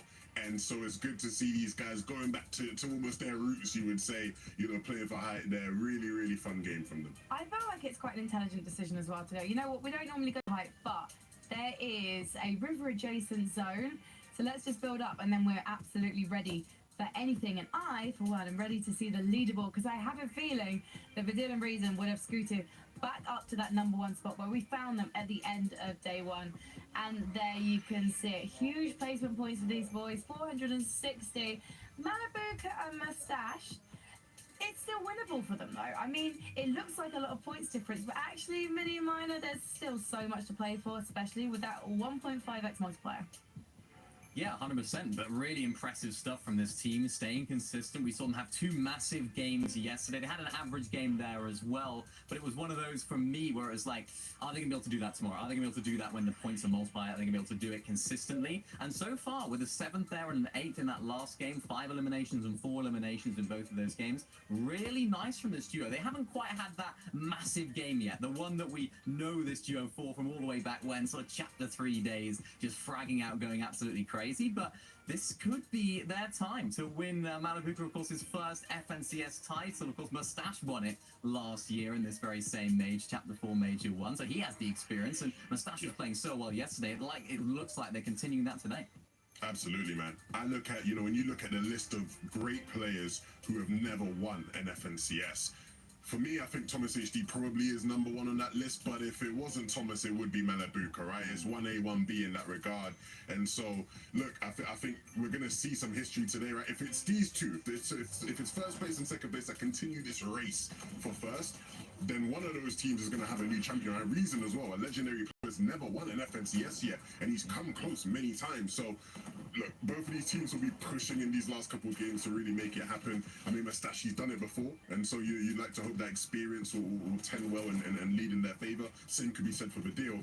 And if you can keep on pulling out moments like this one, I mean, look, these guys in their element, flow state right here. Like low HP, you just need to get a limbs. There's not many players better than Mustache and Malabuka at that task. Can we also talk about some of the duos that aren't quite getting victory royales, but are showing themselves to be game for a fight? I'm thinking about Ping at the moment. We just saw so much from him and his duo in this game, and actually across the weekend so far, Levin. Yeah, I mean, Minnie was, talking about them earlier, right, in terms of being a big fan. They were doing a bit of rouletting yesterday in terms of where they were landing, so we'll see what they can do today and whether it delivers. Yeah, I can't wait to see it. We're nearly halfway through, boys. We have got to go into game number 9. Everything is on the line.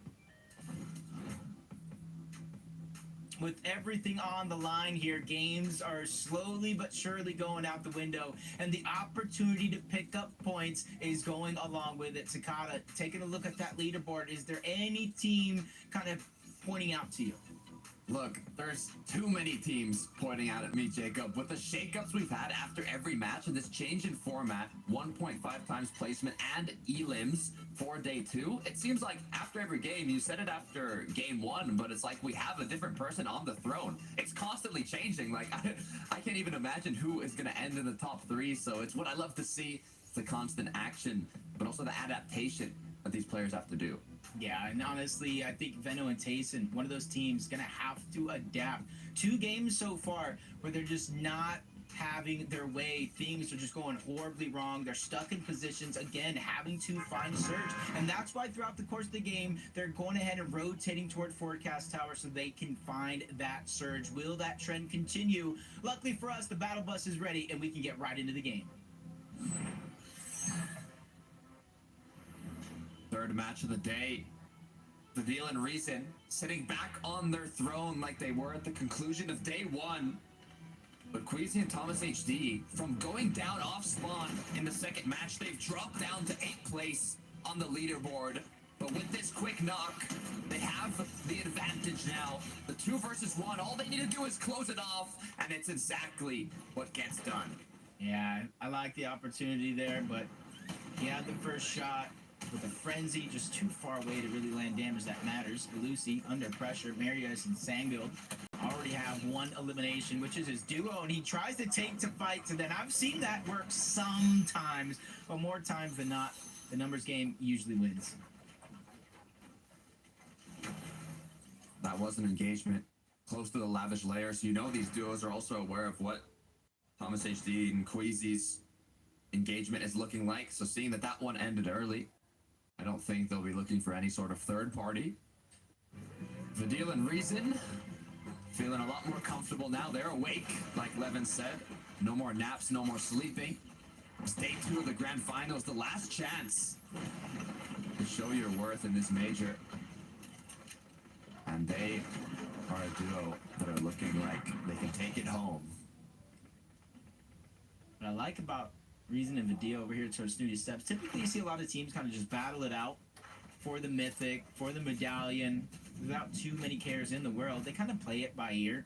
They let those opportunities come to them. But looks on George, looking for Basket. They finally drop down. They're going to find him. No more hide and seek. It's all about finishing the job, and that one's going to come through easy. Just stuck on the side of a mountain. And then Vasquez are going to be no more here in this lobby, which kind of opens up a possible forecast tower, because more times than not, it was them that were going for it. And that forecast tower can be crucial for making sure you safely make it to the late game, having that vision of the upcoming zones before your competitors. Reason and Vidil just continuing with their planned out loot path, as they know they do have some players close by. However, there's nothing they need to do other than loot right now. You're just trying to find for both of them to get a grappler, maybe some fizzes, some crash pads. It's going to be the most important things that they're looking for. Rotation, mixing pings. Almost looks like they're trying to cut off a loop path, hide on a chest. Marius and Sangil got to be careful. It's no longer just a trick coming out from Misha and Teeny. Everybody really taking note and trying to add some sort of that strategy to their game plan. Will it work though? And they sense it. They sense something's up. Nothing's easy. They try to go ahead and 2v1 pings on the other side. Marius go ahead and adds a huge flank and a couple of shots. Going to allow his teammate Sangil to get out almost unscathed. It does not work. As Ping and Mixon from hiding, now to on their knees, knocked down. Using that sniper rifle, maximize damage. As the 2v1, Mixon now put into panic. He needs to make something happen in this duel. It's a nice first shot being fired. He's trying to finish it off. Back to back. Oh.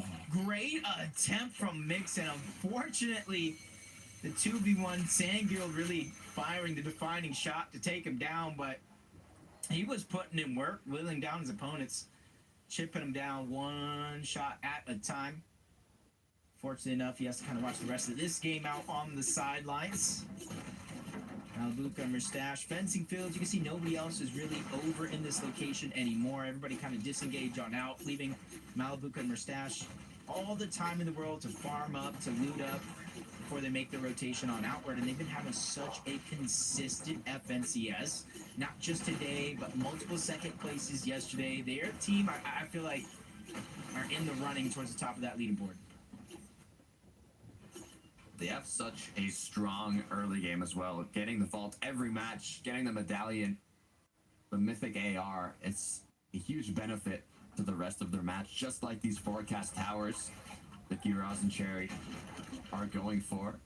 They might have even already gotten it. You can see the Elim on the board. Or they're just waiting for the NPCs to spawn still. Taking a look at the surrounding areas. Farming up, making sure they're staying efficient.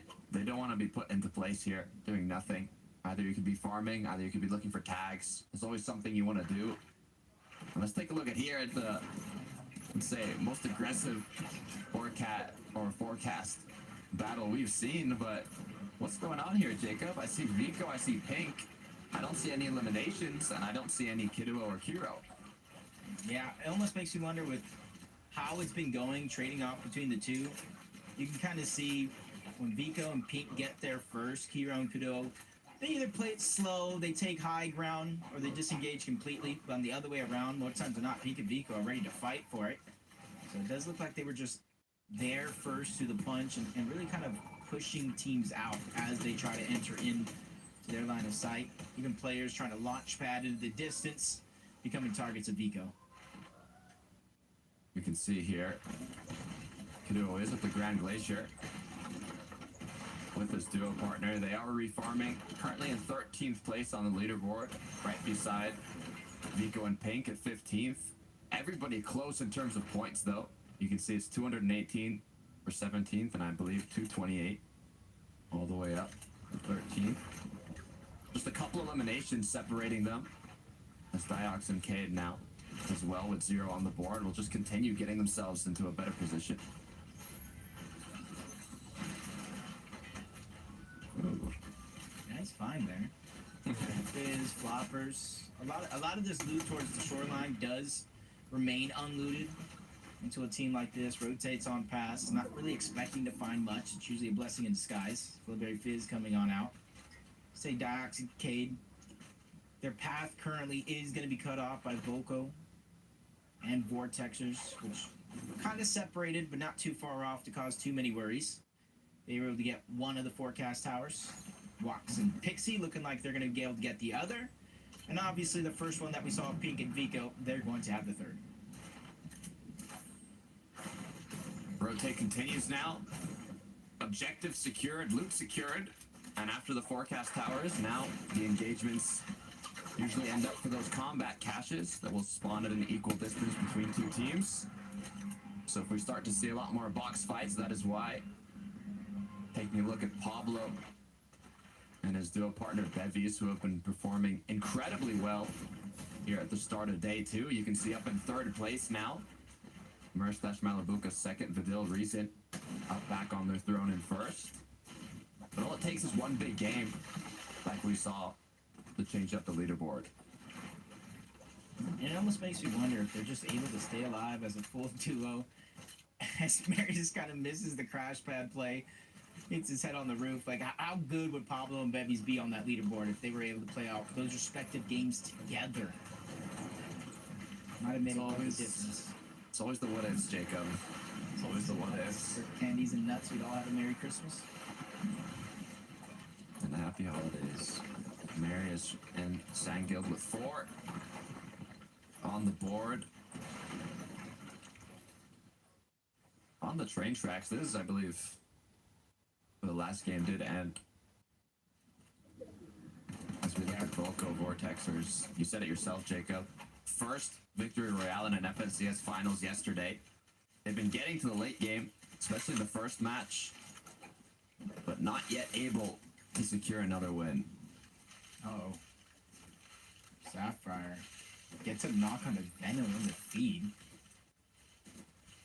And even gets the cleanup. That's not the best situation for them to be in, especially with a comeback opportunity. I even saw Veno after one of those games talking about taking back control, just watch. You gotta imagine, probably with a statement like that, maybe getting a little aggressive, because you know as well as I do, one of the biggest problems throughout this FNCS is how they're handling Surge in these set lobbies, which not necessarily been going their way, and they've been kind of having to really dig deep, put themselves into risky situations just to find that Surge. And I gotta imagine that has to be another one.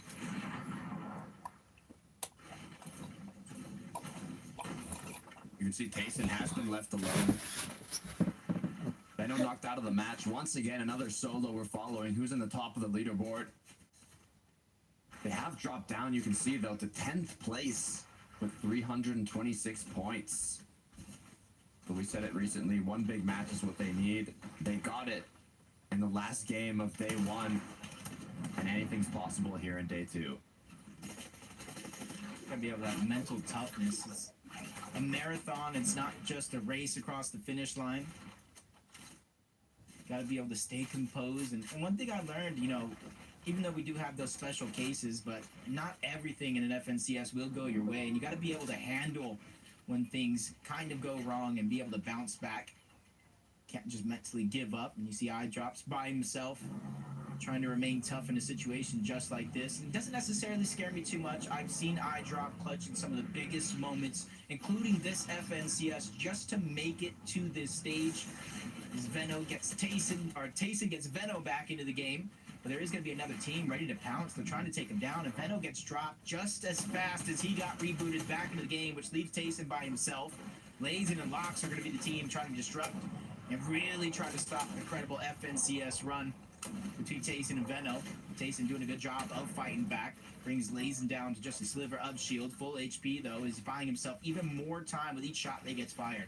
An emergency for Tayson, put him to crisis, as now he's in the 1v2. It looks like their opponents almost want to force out this engagement. With the shots coming from Tayson, they look a little scared, as they're not being completely aggressive here half the time to recuperate his shield with that Flowberry Fizz. Zone gets closer and closer now, as there's just 22 seconds left. Grapple Blade will be put to good use. Eyedrop is going to be another player close by. So many things can go wrong here.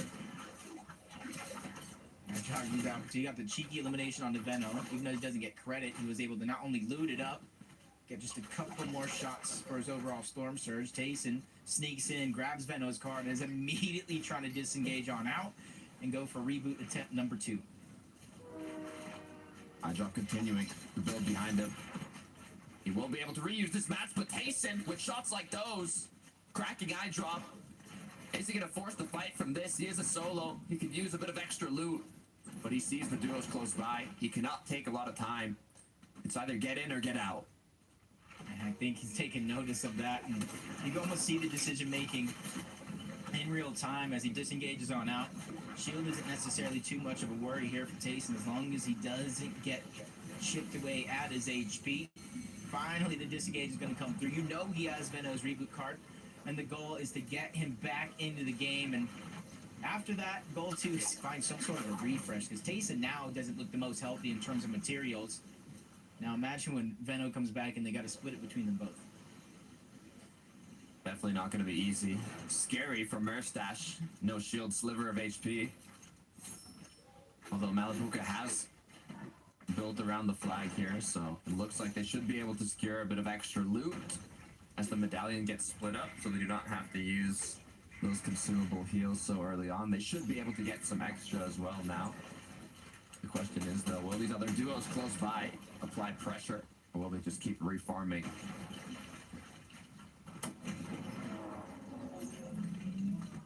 Second place, 433 points. Not only going to be able to capture that, they're on top of Rift Island. Good way in towards zone as well. So no matter where it pushes or pulls, Malabuka and Murstache, whether they use the Flowberry Fizz or just the regular old launch pad, we're going to have an easy chance rotating in towards zone. Tayson still, you can see he's still trying to find that reboot card. Yeah, it's going to be difficult. He is taking the safer option to go to Grand Glacier, though, inside of the zone. And he's not the only player that's getting a reboot here as I drop, but you saw the duo creeping in once again in a similar scenario to what Tayson just went through. I drop picks up Nebs. Nebs, on the other hand, though, isn't going to go down just yet. But they're forced again into an engagement, into this battle where they don't have the advantage in. Yeah, Nebs and I drop Steve. We figure out a way to reunite, but Analyx and Sato giving them more than enough opportunity as they're going to crash pad their way towards zone. So now it's just about giving yourself time here in a situation like this, even if you're deep in zone, just like Nebs and I drop are, just to try to farm up, get as many resources. You've done enough at this stage to get your teammate back into the game, and now you just need to push yourself over that line. Same thing could be said about Tayson and Veno. And since they do land over towards Grand Glacier, they can recycle a lot of this loot, anything that they did leave behind from earlier on in the same match before they rotate on over. Tayson's going to be the one leading the charge. He's going to find a spot. And then later, Veno will reunite into the same box once that comes to fruition. Go into the launch pads. But naturally placed on top of the mountain here to fly right back into zone. They should be able to make it all the way. They even have those spare medkits to heal up, but I wonder how much damage Tayson was able to get. He did quite a bit in those engagements, so it shouldn't be too bad for this duo, but they will definitely need to do a bit of work in these upcoming zones. Does look like we got another pool, not too far away though from the current zone. So Tayson and Veno, that's a little bit of a blessing, so they don't have to keep rotating towards the northwest part of the map away from Rift Island, but they immediately get spotted out by Seti, who cracks the shield. And typically that would be a great opportunity to go, but you see Seti and Cammy separated on two different ends of Reckless Railway, not really able to take advantage of that damage. And instead they're going to do the next best thing, try to reunite on the other side of the zone, but as we tune in, Malabuka and Murstache in another fight on the other side. They're able to at least get one. AR Pafo is going to be the only one left, and they're hot on the heels, melting through a lot of these builds, just trying to get that 6 extra points for their efforts, and just like that, that's going to be achieved, and that's 12 overall at the top of Rift Island that Malabuka and Murstache just gathered. Quick, nice little 12 for Murstache and Malabuka to give. Oh, that was a disgusting snipe. To give Boffo the benefit of the doubt, the last time he did compete in the finals was over 1,280 days ago in Chapter 2, Season 3. Actually, the longest of any player in this lobby, even longer than Mongrel. So it must be tough. But for iDrop and Nebs, they are going for the combat cash, but they're going to need to get into a bit of action if they want to secure it. 35 above, they've done a bit of damage. 41 shield, 35 HP as the zone keeps ticking. Yeah, luckily for them, they did get the combat cash in which you were talking about, which grants them medkits and more time to fight in towards the zone, but iDrop has to go ahead and pop his first one now. Nebs needs to play defensive, allow him to pop that medkit without really canceling it, but opponents on the other side, Dandy and Stas, it does look like they're down on Surge, so they really have no other choice but to keep fighting this. So if they disengage, that'll be all their HP, all their heals. iDrop's and Nev, they did just enough to stay ahead of the curve. 29 is better than nothing. iDrop's trying to go in, gain a little bit more advantage. The first knock is going to come through with ease. I drop a Nebs, though, still under pressure on the other side. Another team towards the outskirts taking notice, starting to put shots in that direction. I drop wins the fight, but Nebs goes down again. They needed to take this fight. They needed those eliminations to get the refresh, but as Neb's been knocked, I drop forced to leave him, continue as a solo. We can see what happened here with Benno and Tayson. They just were making their way back into zone, but Seti and Cammy stopped them. Is that what's going to lead to their demise, as it looks like the zone might have got the best of them? Yeah, unfortunately enough, it is confirmed Benno and Tayson go down outside of zone. Another game where the struggles continue, which is really leaving them in a position, even with 1.5 points, they need top performances. And I need all caps when it comes to those top performances if they want to have a chance at not only the first place prize, but that global championship, which is granted to the top 2 teams in this competition. Malibuca Merstash, currently in 2nd place. Now, this is a duo that competed together in FNCS, but ended up splitting at the beginning of Chapter 4. It would be amazing to see them take home a title after joining forces once again. The deal and reason, though, they might stop that from happening if they continue the dominance like we saw from the last match. Yeah, you can see they got that max pull, and instead of fighting a risky fight, the team that's in first place, it does look like they're going to try to crash pad, rotate on out. They're just double checking before they go ahead, maybe popping a little bit of a med kit on the side of the deal. Crash pad finally coming out. And this is where the rotation is going to begin for Reason and Vidil. Even Seti going down to Shimoki, though, while everybody's making their way over. And if you look at the rotation, look at the mini-map, Takata. There is nobody in sight in front of Vidil and Reason. They just got themselves a free rotation. I mean, with 3 elims, it's not like they need a lot of damage either. This is very impactful for this duo. I mean, the only ones you can see Astral Art Skill kind of in the zone there. But they should just be able to almost walk in here. They might even wait a little bit so that the other duos begin their rotate and the focus gets onto them before using the crash pad here. They are going to pop the Flowberry, though. Crash pad's going to go down. They're going to take the rotate early and have the option to look back at the duos rotating in. You can even slide up this hill here. They might just be the most elevated duo as the quick scope comes through, unable to connect a headshot, but that's still a big tag. I was just laughing to myself momentarily. As soon as they got the crash pad off, you see that team just immediately close up their boxes. They don't want to be susceptible to any sort of sneaky plays or even at somebody trying to slide right in. That's Lunex and Monier, the ones who took a huge sniper shot from Reason. Really second guess any peaks coming through as we jump on board Pablo and Bevy. At one point or another today, Pablo had stolen the show, but with the hiccups in that last game, they get stolen right back by Reason and Vidil. This is their chance now that they're a full duo. Placement points starting to click in. That can really show the potential in which they've been working on all season long. Storm Surge is active. You see the Nodi now as players are rushed to do a bit of damage. They need to make something happen if they don't have enough. But for Reason and Vidil, a push came through, took out Art Skill, and it went down. Our #1 team eliminated once again before the late game even starts. With just scraps of points gathered up into that point. Very little placement. Not a ton in terms of eliminations. Again, the trend of teams at the top of the leaderboard has the potential to change hands. They were only 27 points ahead of Malibuca and Merstash to start this game off. A couple more placements alone is going to have them overtaking first place, let alone any eliminations they're able to gather. A huge opportunity for this duo. Merstash has a title alongside Tayson, but Malibuca is looking to get his first. Will this be enough to put them in the first place spot? The grapple comes through. They have an incredible amount of damage, elevating themselves to a more secure layer. But they cannot get picked off here. Yeah, we're going over this bridge. You don't want to be stuck underneath. At least when it starts from the moving zones, it might be fine for now. CZB on the other side, along with his teammate Nathan, really don't have any shields. Thomas Queasy, 220 above the threshold. just gathering all this information. They spot this player out. They know that he's weak, and it looks like they're going to try to drop him in. That's Robin. He lost his duo Manax not too long ago, and now he loses himself. He goes down. Great opportunity from Queasy and Veno, or Queasy and Thomas, excuse me, there, to find that elimination. Bevy's Pablo, the Elim onto Nathan, as they are all the way down below here. Rotates will have to come through.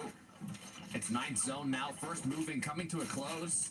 A majority of the duo is already on the moving side, but it's Swizzy and Putrick that are in the clouds. We've seen throughout these matches that the duos to hold on from first zone are almost able to maintain it the whole way through the end game. Can they do it once again?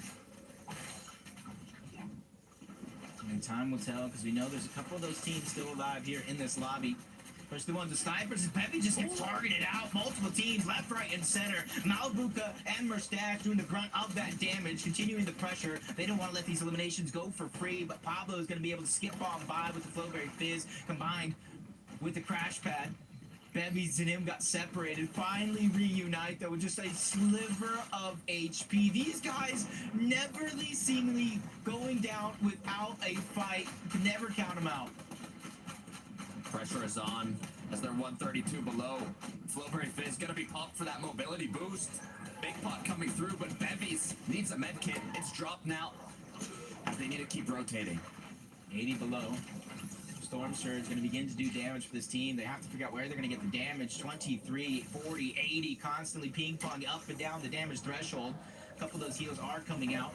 Only a couple more players do need to go down before Storm Surge does deactivate. Great play and example for that as Diox gets the target towards the backside. Damage has been dealt, but Storm Surge turns off. Pablo and Bevy still need some sort of a refresh to heal up, and Diox is going to be the one in their line of sight, hot on the heels, but he changes layers to try to get out. He's trying to plan a great escape here. Pablo needs to be the initiator here. He does have more HP and shield. His duo partner now needs to regroup. There we go, they're together. They're surviving zone, but with 0 builds to work with, they pop their last big pot, and they need to make something happen. Yeah, all they have left. Meanwhile, smooth sailing, Swizzy, Putrick, still have to be careful though, because I saw Thomas Queasy going up a few layers. Those are the ones who might take high ground, but Pablo gets dropped. Bevies gets taken down. Dexy with a 2v1. That's how you score 12 points in the late game. The back-to-back is Malabuka. Once again, left as a solo. 505 points on the board, looking to overtake the throne. 2 medkits in the inventory. He's gonna pop 1. He does have 28 builds. 2 options now. Go ahead with the materials or stay again in the zone. Another medkit. As Queasy and Thomas, they retook height. I knew it. The moment I saw them moving up a couple of those layers, they want to go ahead and try to close out this game. You have to be careful, though. We've seen them in this position before, yesterday to be exact, and they were taken down by a well-placed snipe shot. Thomas overstretching to get those opportunities. Will they make that same mistake? Marius and Sangild. And this team, they already have a win today. And it was Sangild's first win in an FNCS Finals lobby, and they're looking to mimic that here. Not only that, 8 eliminations. They want double digits. They're hungry for more. Just 8 duos up as Astral gets taken down. Double edit comes through. It's Pink. It's Vico. As Marius continues taking shots. He's just 1 more away from getting the knock on Pink, and he gets it. Both players still up. They continue from low ground. That was a big find to keep themselves moving forward. 9 eliminations, almost into the double digits, but you have to go against the Kings of Lavish Layer. Thomas and Queasy as he drops in. He finds out Pixie on the hunt for another. Pink and Vico are now fully out of lobby as Vico gets taken down. Thomas continues to drop down, but it's not enough. He finally meets his maker. Marius and Sango take him out, and they're trying to go for their second VR of the day as they inch themselves into the Final Four. Can they do it? It's Queasy up top. He has a med kit. The question is, how many? Sangild now forced to play in the zone. Marius looking to cause disruption. It's Sangild that has 1 more med kit. And Queasy up above, continuing with the heal off. Yeah, Sapphires there as well. Basically a solo FNCS for this endgame, all coming down to a heal off. Queasy grapple blades to the front side of the zone. Can only imagine what he found. Sangild now has to go on the hunt. The last of his heals are going to be used. Only a few seconds left, but he finds another med kit. No chance to use it. Queasy and Thomas take the game. That is a massive win for this duo. They were dropped down to 8th place from going off spawn to now securing the victory royale themselves right back to where they came from. Playing their roles to perfection. Thomas dropping down, causing so much chaos, so much commotion to find those eliminations and pick up opportunities for Queasy to go unscathed on that high ground. Even with him starting the heal off before zone fully closed, they did more than enough damage and found more than enough heals to make this game look easy. Queasy looking to secure his 4th FNCS title. Thomas HD trying to get his first. The most consistent player yet to take home an FNCS. You know they want it more than ever. It's going to be the greatest chance. There was kind of the final moments. Grapple blade into the front side of the zone.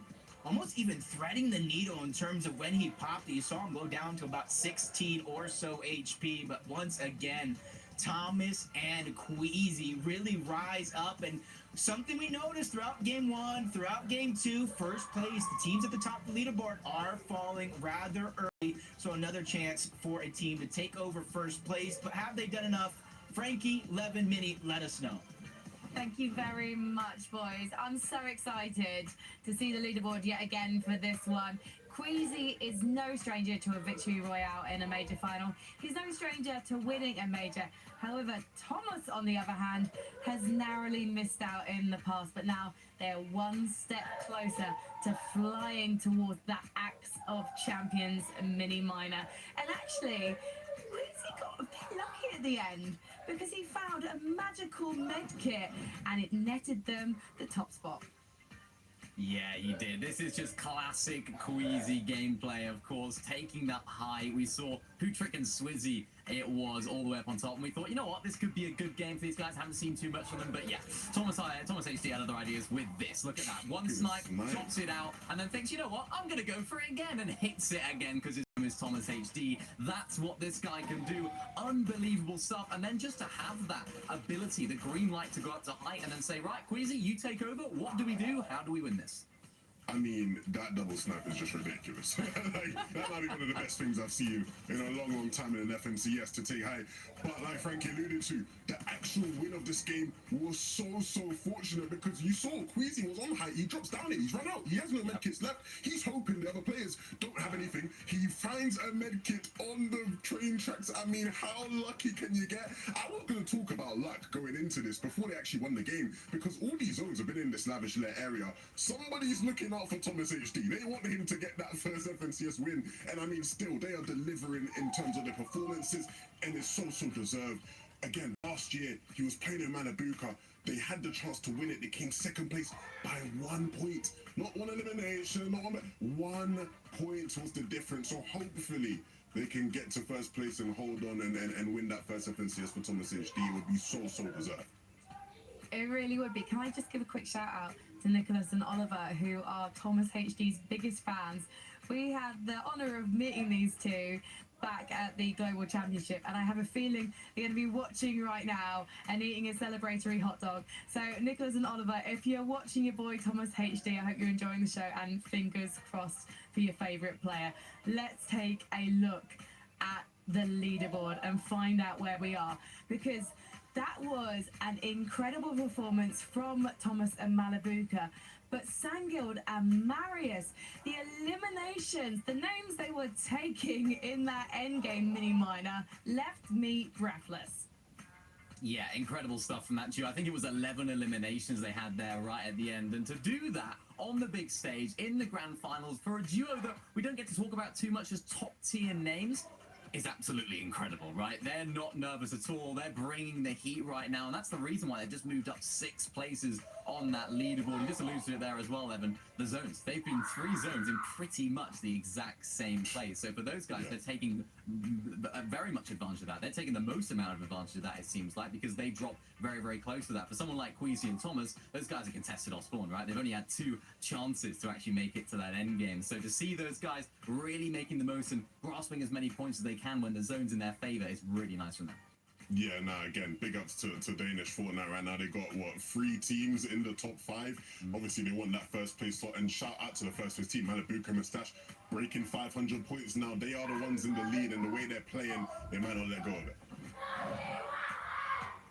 It was a fantastic performance by these guys. And I wonder if they can hold on. They still haven't got themselves that elusive victory royale.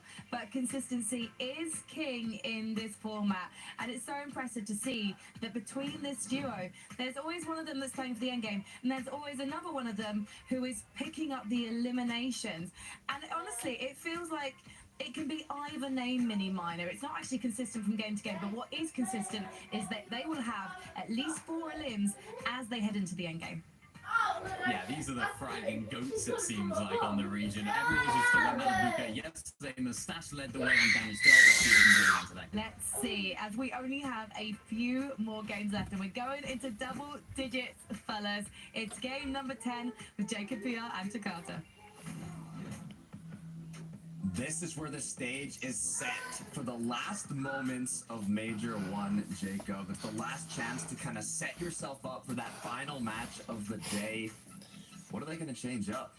I mean, honestly, a couple of these teams need to change up how aggressive they're getting early, and then some other ones about how passive they're playing early. Some teams going for Surge. We saw it a few times already, and other teams just trying to out-heal Surge. And with these new changes, it's not the easiest thing. In some of these zones, we need 10. We need 15 players to go down. And even if you have the resources to out-heal it, it leaves you nothing left once it does turn off. I mean, we have duos like Thomas HD and Queasy who have engagements right off the start, getting contested at the drop spot. But you have duos like Malibuka Merstash who have a vault to themselves, medallion to themselves, mythic loot. The battle bus is ready. Let's get into it. Will anything change here in Game 10? It's going to be our 4th game of the day, and already you're seeing Queasy Thomas. Nothing changing here. Business as usual between the two. It does look like Queasy Thomas have that elevation that we're always talking about. Cringe gets spotted out. Thomas being so patient, even though he has the ability with the hammer pump to go ahead and land a one-shot. He's making sure to use the teamwork to really get this dream work. He got the benefit of getting a shotgun off the start, which can be crucial to coming out on top, but the issue is now, as the time keeps going, the clock keeps ticking. Both teams are going to keep looting, and it looks like it isn't going to be an instant brawl. Not just yet. What we've seen so far, I think Crimson Nodge playing just a little bit more careful than they have before. Queasy Thomas, they've never been one, unless they have a huge advantage right out of the gates to really chase after any of these eliminations, especially towards Lavish Layer, where there's so many places to hide, around corners, behind doors, even behind some boxes and chairs. As we tune in to Marius, already down right out of the gates. Sangio's going to be by himself. They are playing so well today, almost getting double-digit eliminations in that last game. Thomas HD now in the action as he knocks down one. Engagement has commenced. Upper hand for Queasy and Thomas HD. Is it going to be enough to finish it off? It is. Nice 2 elims now, 12 points to bump them up. Currently, they were 3rd place going into this match, just 7 points below Reason and Vidil. So with these 12 points, they're already going to be in 2nd. Already we're seeing positions change, and that's exactly how the fight started. Crimson Nodge trying to work their way up. Thomas, Queasy already having that advantage. In the end, the fight just as quick as it starts. But from one side of the map to the other, Snooty Steps, rather calm. His Reason does look like he's already stuck as a solo. And this might change the way you think. It might change the way you play if you're someone like Reason, especially with its 1.5 points. Placement is everything for him in this situation. Once again, Mali Merstash picking up the medallion and mythic loot here. Now shortly going to go towards the vault. There are duos in fencing fields, but they're not exactly fighting each other off the start. They're focused more on looting up and continuing the rest of their path. They have this planned down to the second from the amount of times they've done it. Put the farm on the rotate, how to maximize how long it takes. Ping Mixon now as well, already outside of their original drop spot, being chased down almost, it seems, by a duo on a ridge. Shots still going through. Even though that's not a ton, that team is getting the shots. It's just allowing them a little bit more flexibility and freedom as the game does progress, especially if they're still able to find surge shots, even if it's not just on mixing and pings. As they are looking around all other directions, they have the elevation advantage in a position like that. As Sangill now under pressure once more. He was left alone as a solo. Nishatini trying to go ahead and the run of a team that's just been so dominant throughout the past couple of games, and he's doing everything he can to try to just disengage, but he's going a little bit too quick for himself. And this one, Misha and Tini, they're just going to continuously chase this one down. This is 6 points. This is a player that's ahead of them on the leaderboard that they don't have to worry about for the remainder of this game. Looking to find his escape route. Does have that grapple blade in hand, giving him the advantage, as I believe his opponents do not. So they'll take shots from afar, but they're not going to be able to chase Sangild as quickly as he's able to escape.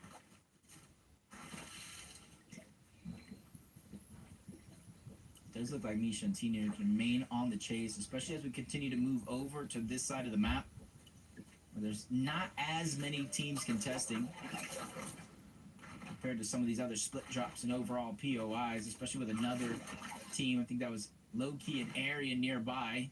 Misha and Tina might get distracted with them and allow Sangild to get out and have a chance to get Marius back into the game, because that's going to be the biggest thing. There's such huge strength in numbers. Even with some solo clutches, the biggest difference is when teams are able to make it to the end game alive. It's easier said than done, Jacob, is the issue, especially with the level of this lobby. Astral Art skill close by. If they're able to spot Sangild here as a solo, it could be incredibly dangerous for him. He does have the grapple blade though, so he is going to be able to quickly get up this ridge. The shots come through though. You can see him almost acting aggressive to try and show confidence, make them think that it's a duo that's healthy and ready to fight. But little do they know, it's a solo with 50 HP and no spare shield or health to work with.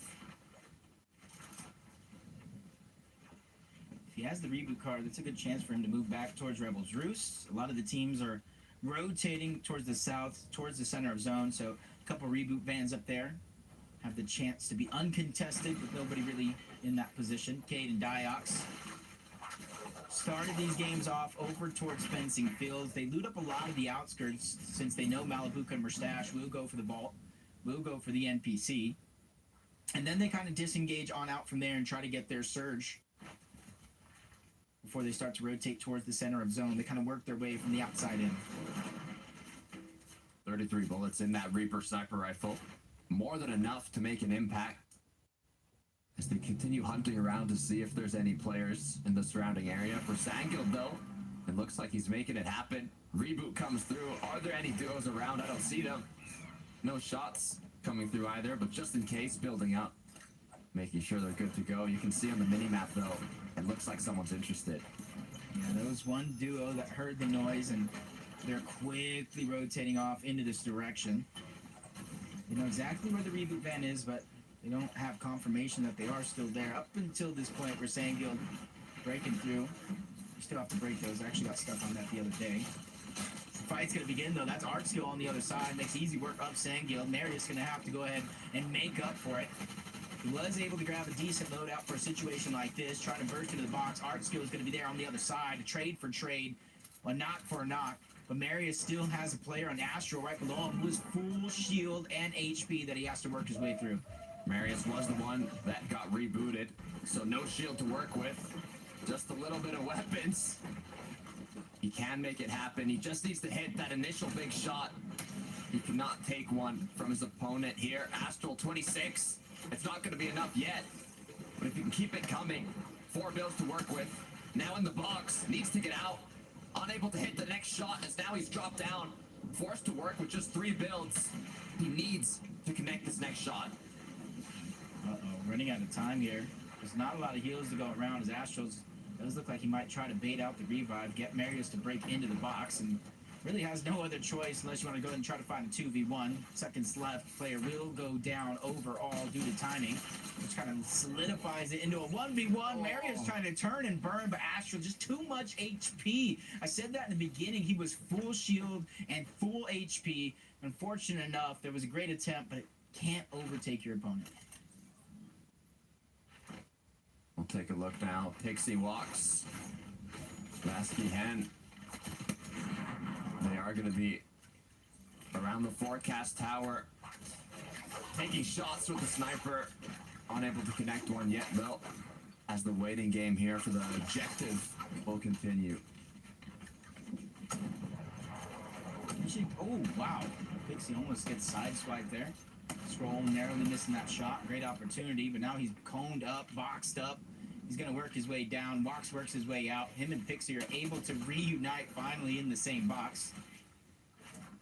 There's another team kind of waiting on over in that direction, rotating on out. They didn't like what they saw in terms of trying to third party this fight. They think it's a safer and better play to rotate towards the zone, especially with forecast tower being in that direction. We've seen a lot of quick scopes turn fights around here. All it takes is one headshot. The sniper rifle isn't just effective from afar, it's effective from close range. It's one of the best weapons to turn fights around. Tace and Benno looking to see if they can climb back up. Second half of the day, they dominated. As Mixon is going to be the one that goes down. That's one on the board for Benno now, but the pressure from the teams in the surrounding areas will continue, as they're going to reloot what they got from this elimination. This is typically a chance to, if a team is fighting for forecast tower over on that side, for them not necessarily to go in, get aggressive with the point getting eliminations, no, not that, but more so to try to keep getting surge, taking advantage of teams, Kiro and Kudo kind of hiding nearby. Don't want to really take that risk. Got to imagine forecast tower saw it in the distance, already boxed up. Queasy Thomas with their early game eliminations. They're feeling comfortable sitting on top of Lavish Layer. And with the zone rotating towards the north, they're just hoping that all those teams that landed towards the north, whether on the east or the west side, use Lavish Layer as a way to rotate through. And that's how they're hoping to find their surge.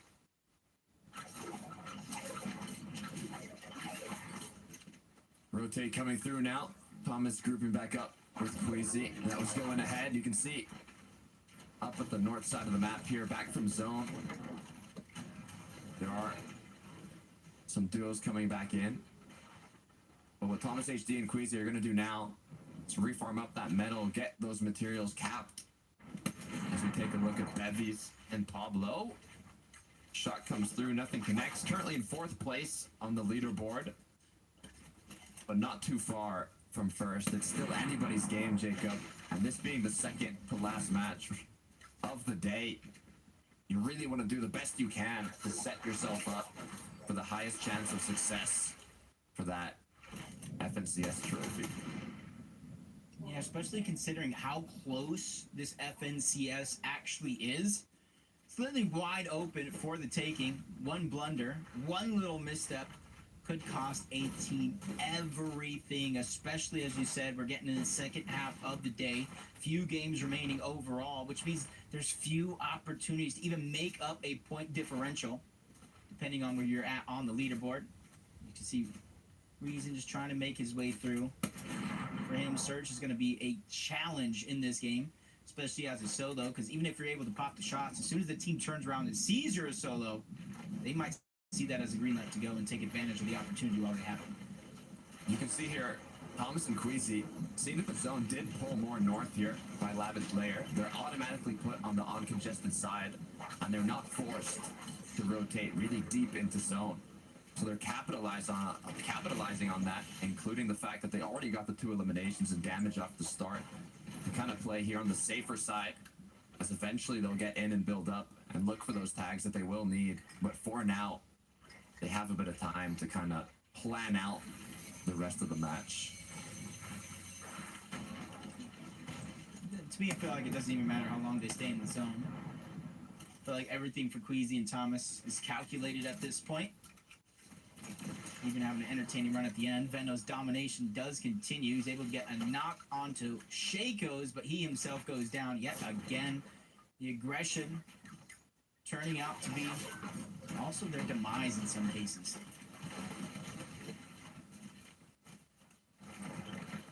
Does look like Reason getting pushed. Yeah.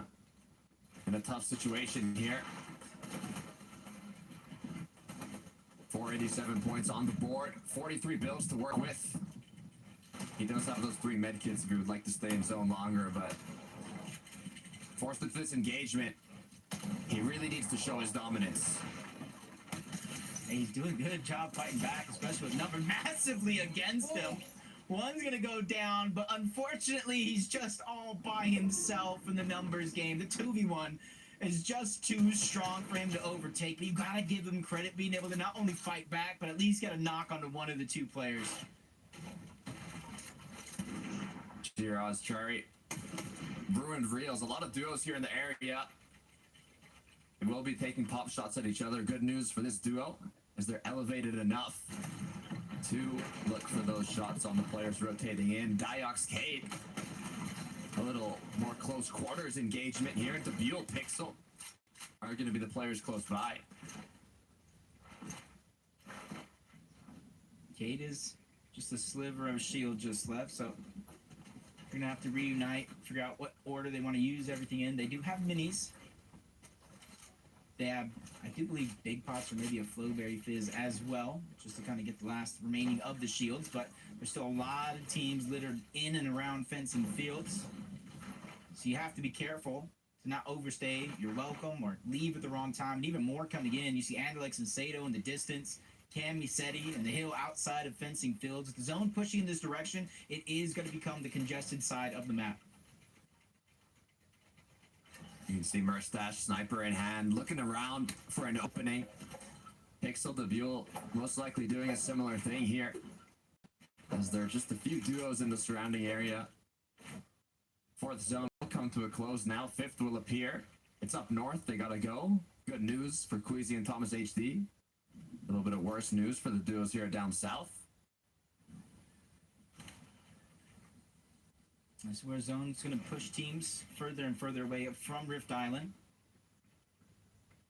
See Volko Vortexers almost in the center of the zone overall. Have plenty of options. And teams even rotating, riding the train.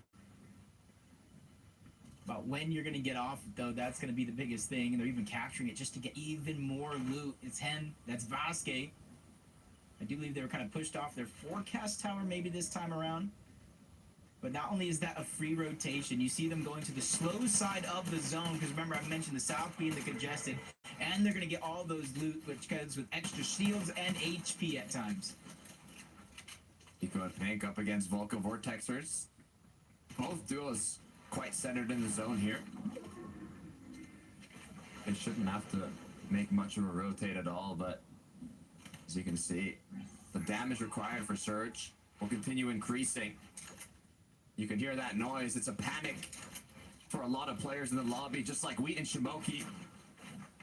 We're 164 below. They see the rift close by, but what they're more interested in are those shots onto Pablo, are those shots on the players.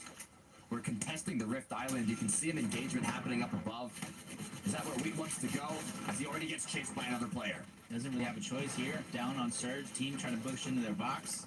And further falling down from 192 below the damage threshold. His only chance here is to fight back, especially with teams all around getting to focus, put him in the box, and that's Hero Kudo from far away, even putting shots in that direction, really not allowing Wheat and Smokey to find any stride here in the fight. Even got Lazen on the other side, trying to break in from the low ground. This is just so chaotic and desperate to try to get Storm Surge for some of these players, and it's just costing them everything, because now Wheat is out of heals.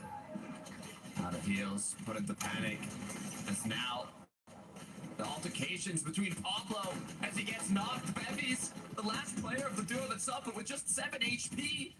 He needs to take out more than just one player. He needs to pop that med kit. Unable to, goes down. Wheat as well knocked. Shimoki following after, as Lox is the only one left alongside Darkus.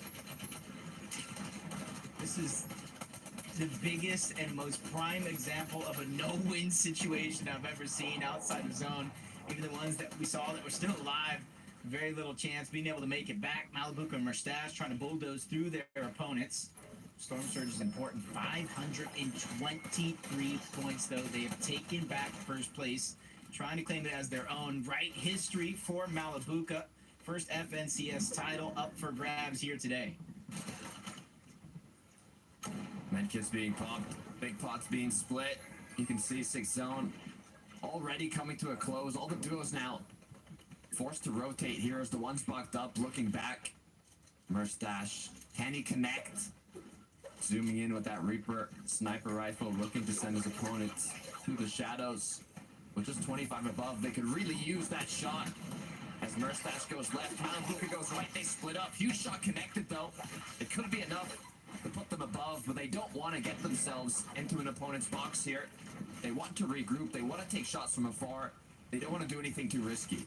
Yeah, and as soon as they find themselves a spot that they can box up and look back, even though they're not in zone, they're going to take it. And now teams that are already congested inside of the zone, looking back at them, making them the focal point of their target. Luckily for everybody, we're going down a little bit up this hill. Changes the line of sight. It's not giving everybody equal opportunity. Walks Pixie, they're still trying to make their way in towards zone, which leaves them open to shots coming out from Verstash and Malabuka. They get themselves above the damage threshold, but it comes at a cost. Shield is gone from Malabuka and some of his HP as well. They saw the crack. It changes focus. His pressure is on. Walks able to recuperate that shield that he lost, but still with the low HP. The shots continue connecting. Yan is close by in the pact of chaos that's the surrounding area of Merstash and Malabuka. 30 just seconds left until 8th zone, and players are still rotating in. See, he's just trying to target out anybody they can for Surge. Queasy Thomas in this replay, they're just going to try to make their way towards the zone. But first, making a little bit of a pit stop to try to gather a little bit more loot. Great find by Thomas. Him and Queasy trying to take back that first place throne. It's going to be a hard-fought battle, literally to the very last game, Takata. Those are the game-winning shots, Jacob. Those are the game-winning shots that Queasy and Thomas need to get back up to first place. Currently in third. They had the hiccups from the early game. One big game could set them up in the last match. Cade now has lost Diox. He is alone, but he has a decent amount of damage. 2 medkits as well to top it off. As Storm Surge, the warning, once again, advising these players do damage. So many players close by, but you don't want to risk it all. Now, especially since we are in the 7th zone, with about 50 players still left alive. You know, it usually comes down to a situation where I do believe it's like 10 or so players need to go down. It's actually 4 at this stage, and then more so after that. It's not going to be the easiest thing, as 8 more players still need to fall. Merstash, Malabuka, they're going to be low on Surge. They have no other choice but to go in. That's Wox, that's Pixie, who feel their force. And with that, they not only get all that loot, the mythic loot as well, but they get above the damage threshold, but still pressure coming from different angles. Merstash ends up yet another box, but it doesn't matter. Sends Aqua back to the lobby. No Noah in sight. That team's done and dusted here in Game 10. Merstash, Malabuka charged up as they look electric, fueling themselves for the rest of this late game. For Thomas HD and Queasy on the contrary, Thomas able to get a knock. Queasy just 1 HP. I hope they were able to get out of that scenario. I'm trying to look for them. I see Queasy. He has shield now. It looks like they've made some sort of a comeback from that fight, securing 5 eliminations during it. But they need those medkits, Jacob. They really need to heal out. Yeah, even Thomas is getting tagged up along the way. Shield isn't too much of a worry overall. They do have a medallion to pass around. Just the HP in which they're heavily lacking. Queasy cannot take 1 tick to that zone where he will go down. Cade still finding any crevice that he can gain some confidence on as he tries to move up onto Hen. Hen was ready to fight back, but somebody chopped him down to size.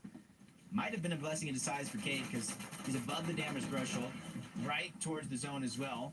He just needs to be able to find some builds, whether if it's a refresh or something that gets left behind. Cade needs to go on a hunt. Yeah, with 6 builds, it is a dangerous situation to be in. As Thomas HD, Queasy, now building up top once again. We've seen players hold on from the first moving zone all the way to the end. Can they be one of the duos to do so? They're lacking HP. All they really need is a refresh to grant them those medkits or grant them anything that they can use to heal back up. Look at that race to the finish. 31 points separating these two teams.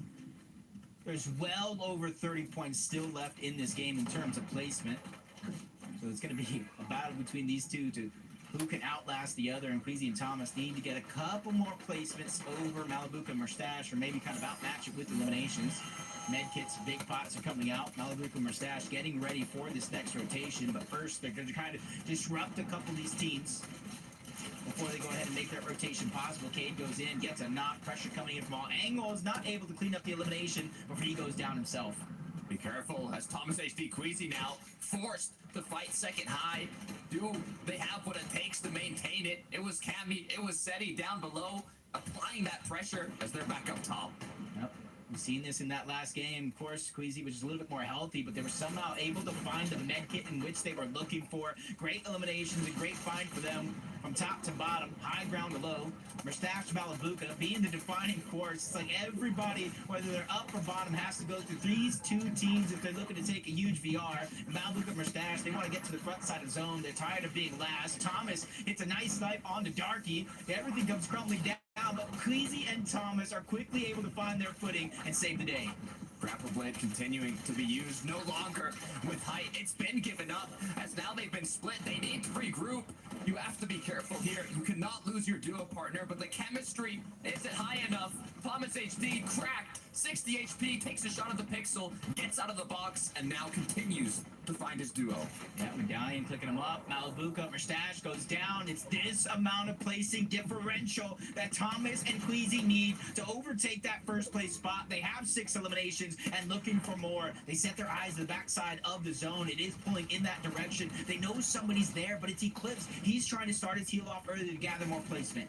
They have no materials, though. They need to make something big happen. As from ozone to stratosphere in the sky, Yanis and Flixie, as high as they can be. Thomas HD, though, down in the dirt as he crawls towards his enemies. Yeah, they don't really have enough to look up towards the sky. They're doing the bare minimum to stay alive from one stage to the next. And they know somebody's pressuring them from above. Time is running out. Builds are looking thin. Queasy, Thomas are going to have to look to make a play on a player, but it's them. Queasy gets aggressed on from the backside of zone, but the tables have turned. Hari's going to be able to get the knock onto one, but a ton of damage onto Thomas. Seti's going to complete the flank. Queasy's fighting for his life out here, and he gets the elimination onto Seti. Finds a couple of builds, but the zone is forcing him into a whole nother team's hands. Somebody call security. Queasy's looking unstoppable as he needs to make something happen. Zone gets the best of him. Kidduo still up with 4. Can they get 5? They get the knock off the sky, but the duo up above, it's Yanis x Flixie. They want to take it home. They already have one VR in the tournament yesterday. They're looking to go ahead and grab another one. Flixie came here to play. Yanis taking the high ground, denying all entry to Kiro and Kudo as the first down is going to come through. Yanis and Flixie, 8 elims. They make it look easy as they take the game by force. What a way to close off the second to last match. Once again, a drastic change in the leaderboard. These grand finals have been way too intense, Jacob. I just cannot wait to see how they unfold. This is just really turning out to be a photo finish. A knock on the pixel, gets the elimination, dropping down, and Flixie, he's been around. He's been here. Not enough respect gets on his name with domination just like this. Yanis and Flixie moving up the leaderboard. Hey, this could be his first FNCS championship. Look, Janice was actually duoed up with Fadil when Fadil secured his first ever and only FNCS title. So seeing Janice back at it again now with Flixie winning the second to last match, I'm only curious to see if they can bring that momentum into the last match of the day. Yeah, and throughout the course of that game, Malibuca, Mustache going toe-to-toe with Queasy and Thomas. I said they needed to go down with a big gap of placement between them. It happened. But did Queasy and Thomas do enough to take first place? Frankie, please, I need your help. Let us know. They made a ton of effort, so I'd be surprised if their efforts did not pay off. Because when I watch this duo of Queasy and Thomas, I see a duo that has never wanted to win a major more, especially in Thomas's case. However, they didn't take the victory royale just then. What we did see was a true comeback story. And this is what we were talking about at the start of the show. We love to see a duo rise up, and I can't wait to see what's happened to Janice and Flixie in the rankings since their epic performance. 8 eliminations. They were not playing shy in this final endgame, Mini Minor. Yeah, they were. And this is exactly what we've seen from this duo in the past. The past season has been a high dominant season for them when it comes to finding success. If they're going to find success, it always seems to come from that high ground position. And again, we've seen it. We've seen a bit of a rocky road for them today and towards the latter end of yesterday as well. So it's nice to see them sort of rekindling some of the success they had yesterday. I think it was game number 2. They got a victory on in a very similar manner as well. So this is a team that I spoke very highly of at the beginning of the weekend. And it's nice to see them coming back to that now because it seems like they maybe lost their heads a little bit at the beginning of the day, but they've got them back now. Yeah, I think one of the problems they were having is that Robin and Medax were supposed to be contesting them sort of over towards that reckless area, and so that was supposed to help them with early surge, and then maybe sort of getting involved in that, you know, the tower. Sorry for the tower fight with Kira and Pink. I lost my train of thought there. But a bit more passively. I think with Robin and Medax leaving Reckless, they had to get a bit more involved in that fight, which hasn't quite gone their way. And now this, you know, time round, they're sort of finding their feet again. And again, this isn't a team that people expected to have to rise, right? They were supposed to just be a team up contending, and so now with that game, it does put them back into at least like a top temporary area where they can start to maybe find a bit more rhythm. Boys, let's take a look at the leaderboard. I can't contain my anticipation any longer. Who is in that top spot? And there you have it. Queasy and Thomas, a well-deserved shot at the Axe of Champions because their consistency for making those end games with higher limbs continues to impress, Levin. I mean, I'm almost starting to get tired of talking about just how good Thomas in particular is. I mean, some of the shots we're seeing him hit are just, it's out of this world. I mean, he must have now probably around 15, 16 snipes, mini. Like, it is just ridiculous the things this guy is doing. This one here early in the game, I mean, do not open up a window. Just don't even bother, because Thomas is going to be somewhere with a sniper waiting, and it's going to be the end of your game. He was hitting shots mid-air, snipes to get height. The variety here. And there's moments like this one, mini, where I look at him now. Queasy's very low. He's not the greatest of HP. You're thinking, okay, yeah, it's over. The game's done. But no, he keeps hitting shots.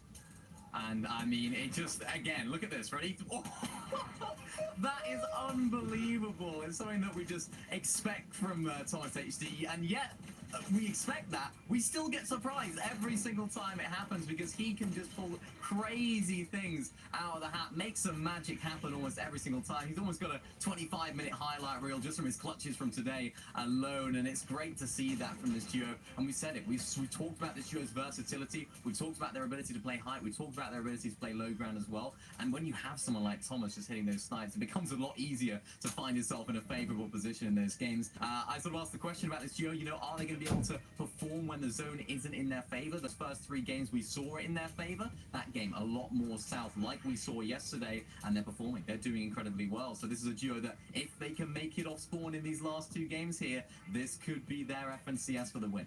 Look, we've seen many great FNCS performances from Thomas individually. If he was to win, you know, today, it would probably be his best one yet in terms of just the things he's doing. Crazy. Absolutely crazy. I do love that he is fighting his ex-duo, though, Malibuka, for that top spot. And Murstache and Malibuka have been another revelation for me, because this is a duo that has actually formed before, back in Chapter 3. They went their separate ways. Not exactly sure why, because the way they're playing together now is magic, Mini. It absolutely is, yeah, and it's nice to see these guys again continuing that consistency despite that Malibuka hasn't had that FNCS win yet. They're not getting ahead of themselves, they're making sure to stick to their game. This game, though, unfortunately for them, wasn't quite as good as we've seen, but I think it was around a 14th position where they ended up placing here, and it just turned into a little bit of a mess in this current situation. You can see them on the screen, everything was going a little bit wrong for them at those mid-ground layers, which is kind of contrary to what we've seen from them throughout the day. They've been very, very consistent. So for these guys, I don't doubt that they'll still be in the running for the first place. It's just whether they need to have one of their massive games like we know them for in the past. Well, I mean, they better be in the running, because otherwise Thomas and Queasy are going to walk away with it. Like, the point differential between them and everyone else is really starting to be a big gap. So, you know, if you aren't a fan of Thomas, which I'd be surprised if you are, but if you're not, you're going to be rooting for Malibuka and Moustache right now, because they are the ones that could be the team that takes it away. And so it looks like, regardless, we're going to see a new champion, someone who's never had it before. And I think on both sides, whether it's Malibuka, whether it's Thomas, it is very, very deserving. And it's just so fascinating how we have a repeat, Frankie, right, of last year, where it was like, last year it was the battle between Malibuka and Moustache. That's who was going to get it first. This time now, it's a battle between Thomas and Malabuka. Again, who's going to be the one to get there first? FNCS, it's just crazy. Well, the soldiers are lining up on the battlefield and war is about to commence. We only have 2 more games left, gents. So let's head over to our casters, Takata and Jacob PR for game number 11. Let me tell you something real quick, Takata. Those who don't learn from their mistakes are doomed to repeat them. And this being kind of a 2-horse race towards the end, Malabuka made that mistake. He went down. He lost by mere points in Major 1 of last year. Do you think this is his road to redemption? Look, I don't know if I even want to answer your question. I mean, what a way to enter the last match. You said it yourself. Malabuka hasn't yet won an FNCS, but you also have Thomas HD on the other hand. Might be one of the most deserving players who has yet to take home a title. The battle bus is ready. Last game of the day. Let's get into it.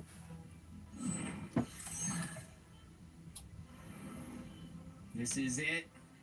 With very few chances left here on the day. 2 games left overall for teams to pick up points. This is the game. This is the game that could lose you the FNCS if you're Queasy, Thomas, Malabuka, and Mustache. If you go down early, it is all over. And it almost looks like Queasy, Thomas, uncontested. Wow. Does that help or hurt them? Huge. I have to ask you, without Surge on Crimson Noms early on, does that help or hurt them? That's a good question, but I'm going to say it helps them, Jacob, because from going down right off spawn without getting a single point, it could be the deciding factor of your tournament. So now having the freedom to loot off spawn, not worry about taking that engagement. You know how skilled Queasy and Thomas HD are. They're veterans. They know how to get Surge. They are confident mechanically. They can make it happen. But for Marius and Sanguild, can they do the same?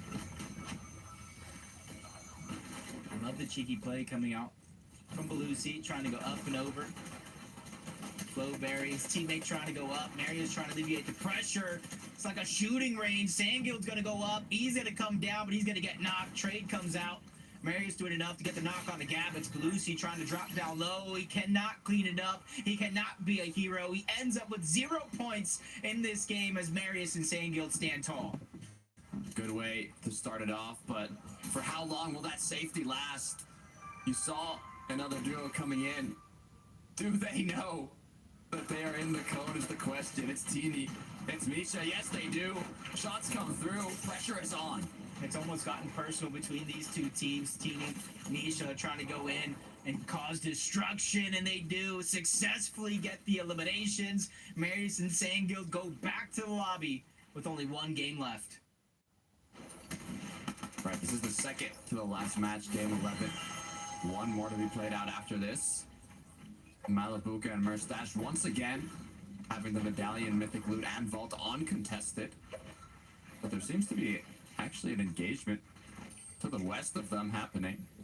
Looks like maybe a new duo has entered the realm of fencing fields. As we take a quick look at the leaderboard. It's close, Jacob. It's close.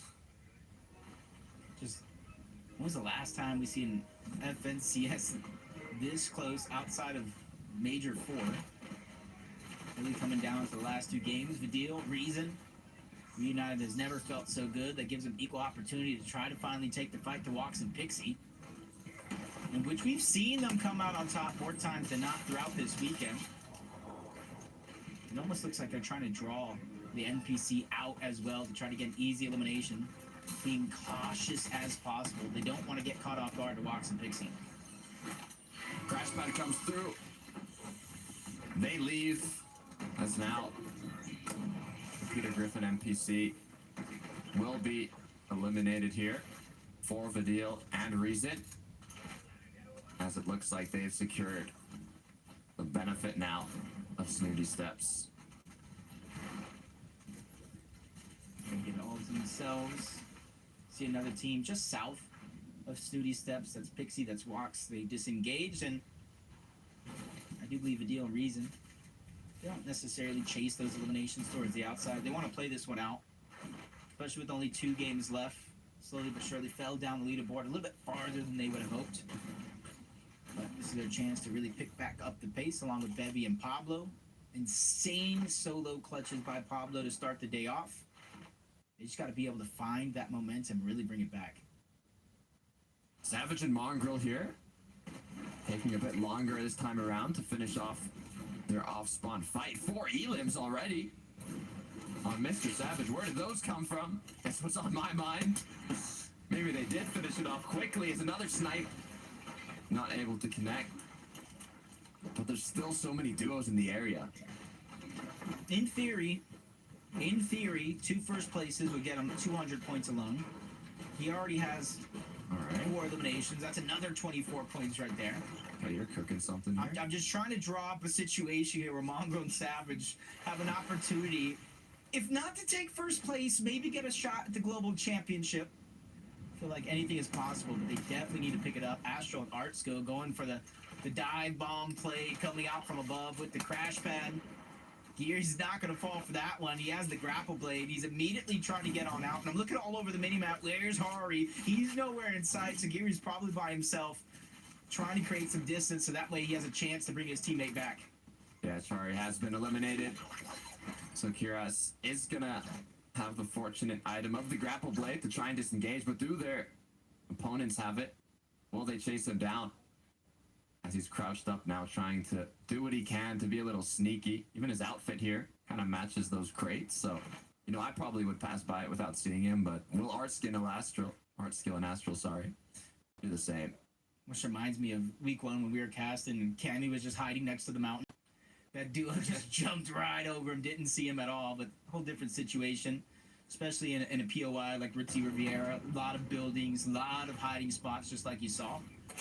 But it's that time. Forcecast Towers now making their appearance. Kido and Kiro get it uncontested this time around. No Pink, no Vico in sight. Hopefully that's going to help their game. 376 points. It is looking good. Yep. They've secured it alongside that elimination.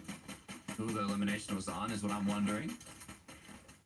As you can hear them taking more shots. But so far it's kind of up to the next objective now. As iDrop has lost Nebs far in the zone as well. This is a battle that can end up with no victor if it plays out too long. There is that loot from one of the players that got eliminated on the ground, though, that he's going to be able to pick right back up. And it looks like he's not even going to try and take this fight as iDrop continues to escape. Yeah, with no real HP, iDrop almost has no other option unless he's just hoping that opponent has some medkits or bandages, and that's would be the only real tense to take that fight. So he's trying to go for the high percentage play and bringing his teammate back. As he jump on board, Game 4 Victory Royale winners Yanis and Flixie.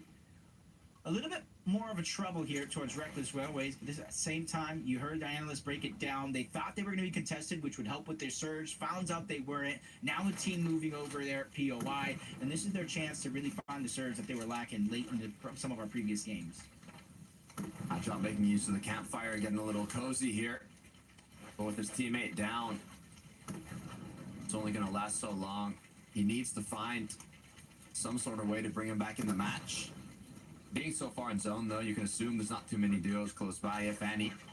So he should be able to pick him up. The harder part is going to be getting back into the game, making it to zone, looting up, getting enough damage to outlive the Storm Surge. That is going to be the true journey for this duo.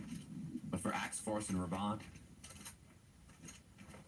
it looks like they are playing once again around the forecast tower.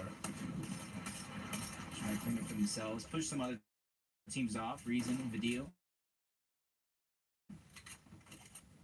An opportunity here for eliminations. Looking towards the backside, sets his eyes back on the prize, which is Scroll and Sky towards the other side of that. A couple teams stacked up over here towards the shipping station. So they don't want to get too congested in a fight. It doesn't really matter too much this early on. Mustache, on the other hand, he's able to take down Cade. probably not too far off from their drop spot, just north of Fencing Field. Diox is going to be the next target in sight. Malibuca for Stash using the strength in numbers to try to take him down, but both of them dropped weak. 8 shields disappeared just like that. The threat becomes a reality. As Merstash was cracked, now Malibuca forced to pop that Flowberry Fizz, healed them back up. Good news is they have the upper hand in terms of players. It's just Diox, and he gets quickly taken out. Now they've picked up those extra eliminations, those extra points, and continue on. And it's important because throughout that last game, we saw them kind of forced to interact because of Surge. As Cade left himself just a little too open with the snipers in the game. All they need is just a crack, a crevice to sneak those shots in. And there goes it happening yet again. We got Veno, we got Thomas, and now we have Merstash just lighting things up with the sniper. You can see how beneficial it can be to carry a sniper, especially if you can hit your shots. It can truly turn around your tournament. Malibuca and Merstash now, with a good amount of damage, will just continue getting the best position they possibly can. And it looks like based on this structure, this tower, this castle almost, that Thomas HD and Queasy have built on the roof of Lavish Lair, you can only assume that they pulled zone, which is correct there. Issue is, though, you said it, Jacob, they weren't contested this time around, so they haven't got that initial damage from the duo that landed around them. They will have to get tags on the players rotating through, and right now the only option for that is Mr. Savage and Mongrel.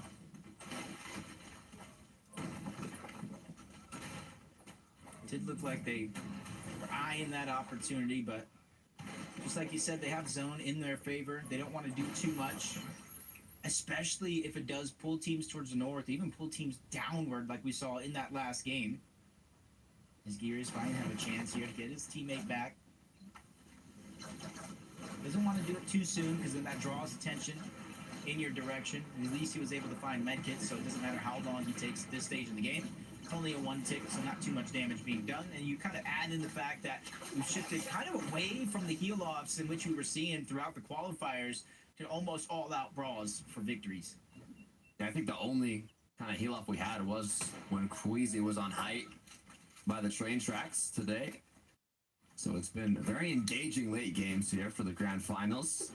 Yanis Flixie, our Game 4 winners, previous match. Continuing around the Reckless Railways, you can see the players rotating through more up north now as they want to get deeper into the zone. Meanwhile, there's some that have yet to even make it out of the zone. Oof.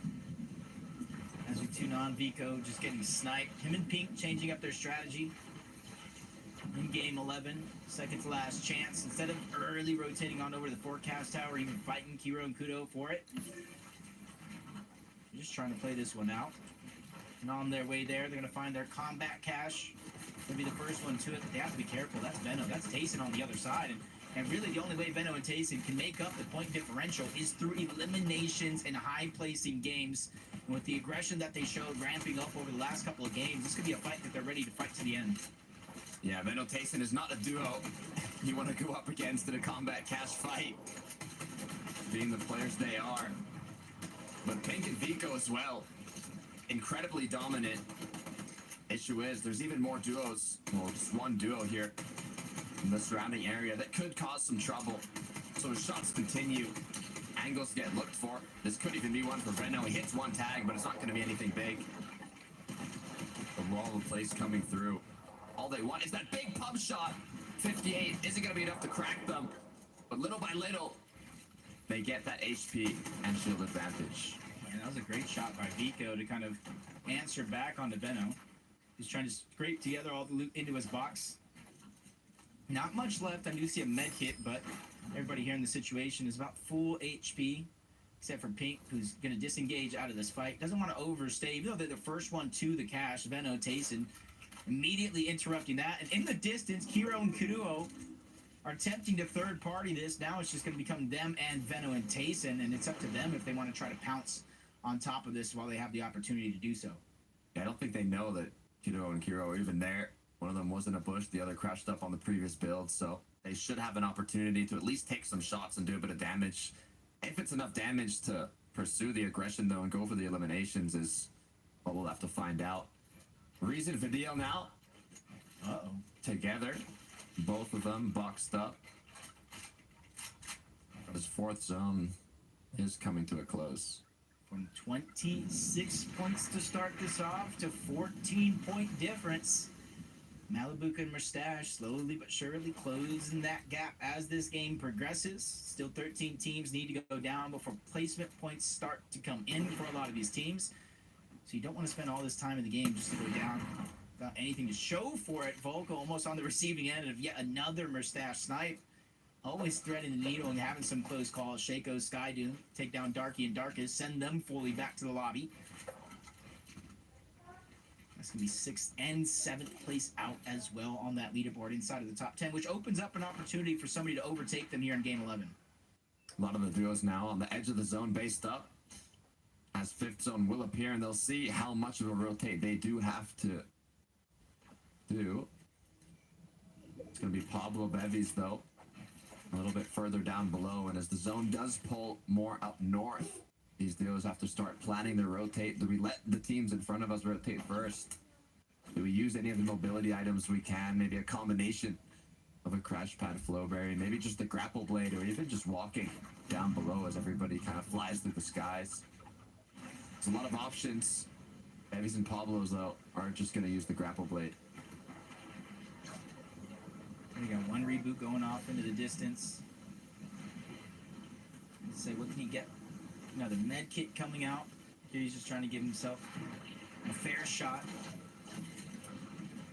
But my question is, does he even have the reboot card? Because there was a few chances there he could have ran back to some reboots and get it. But nice snipe.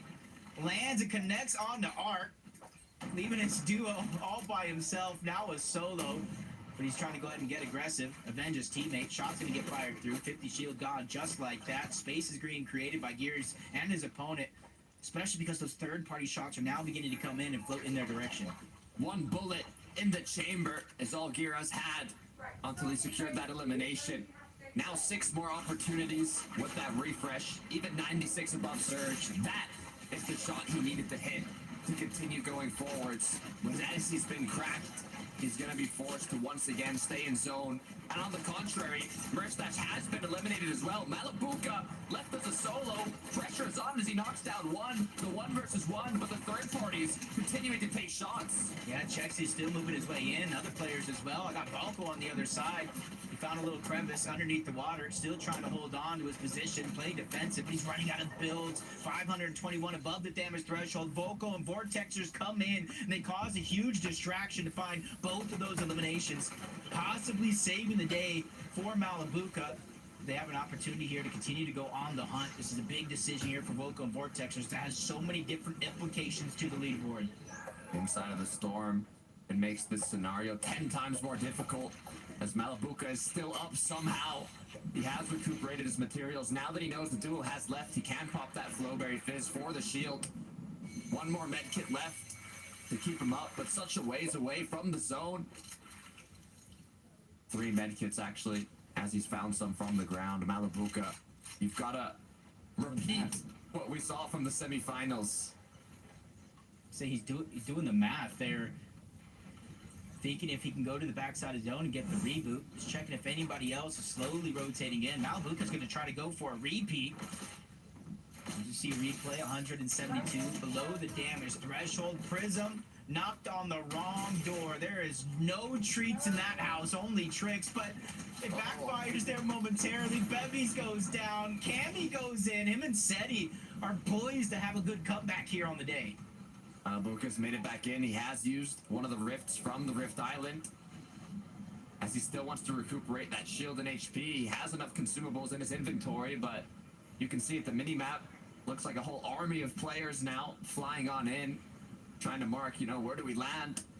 Do we go on top of the builds? We don't want to land in the same place as the other players. Stay away from the action is what Malibuca's thinking, being 471 above as Nebs now stops. Potentially going to look for a shot, but Malibuca so far, just one more shield left. If he ends up getting cracked, the focus is on him. He cannot let that happen. And the 50-50 opened up. This is the same scenario he was in when he qualified to the FNCS Grand Finals. Looking for a repeat opportunity. Gears was unable to get Ari's reboot card, so he's been playing this one out as a solo with no real choice in the matter, and now he's 90 below the damage threshold. This is going to be a sticky situation for him to try to survive, especially if he becomes the target of a lobby just like that. He hit a headshot snipe earlier on with just one bullet in the chamber. Now it's 6 opportunities, 6 options. He needs to make it happen once again, force to pop the big pot, to tank a little bit of the storm surge. But as the clock's ticking, the lightning's striking, he needs to find an opening. Sniper in hand, he cannot find anything. Gyros, please, just one. Shot is all it takes. Noise really peeking. There's no opportunities. He actually gets shot up from across. Storm surge. He can only take one more tick, and nobody even peeks. He's gonna go down, and it's actually Cammy, I believe, that got credit for that elimination. 6 more points for Seti and Cammy. Slowly, surely crawling out from the depths of the bottom of the leaderboard. Reason, the deal below Storm Surge themselves, they have the Flowberry Fizz. All of it's going to be used for the most part to try to heal themselves up and get out of zone. They still have a rotation to make.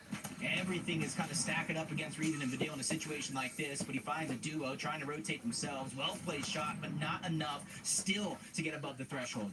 Currently in that 3rd place spot. Malabuka is also playing as a solo. Issue is the 1st place duo, Queasy and Thomas, still both looking healthy.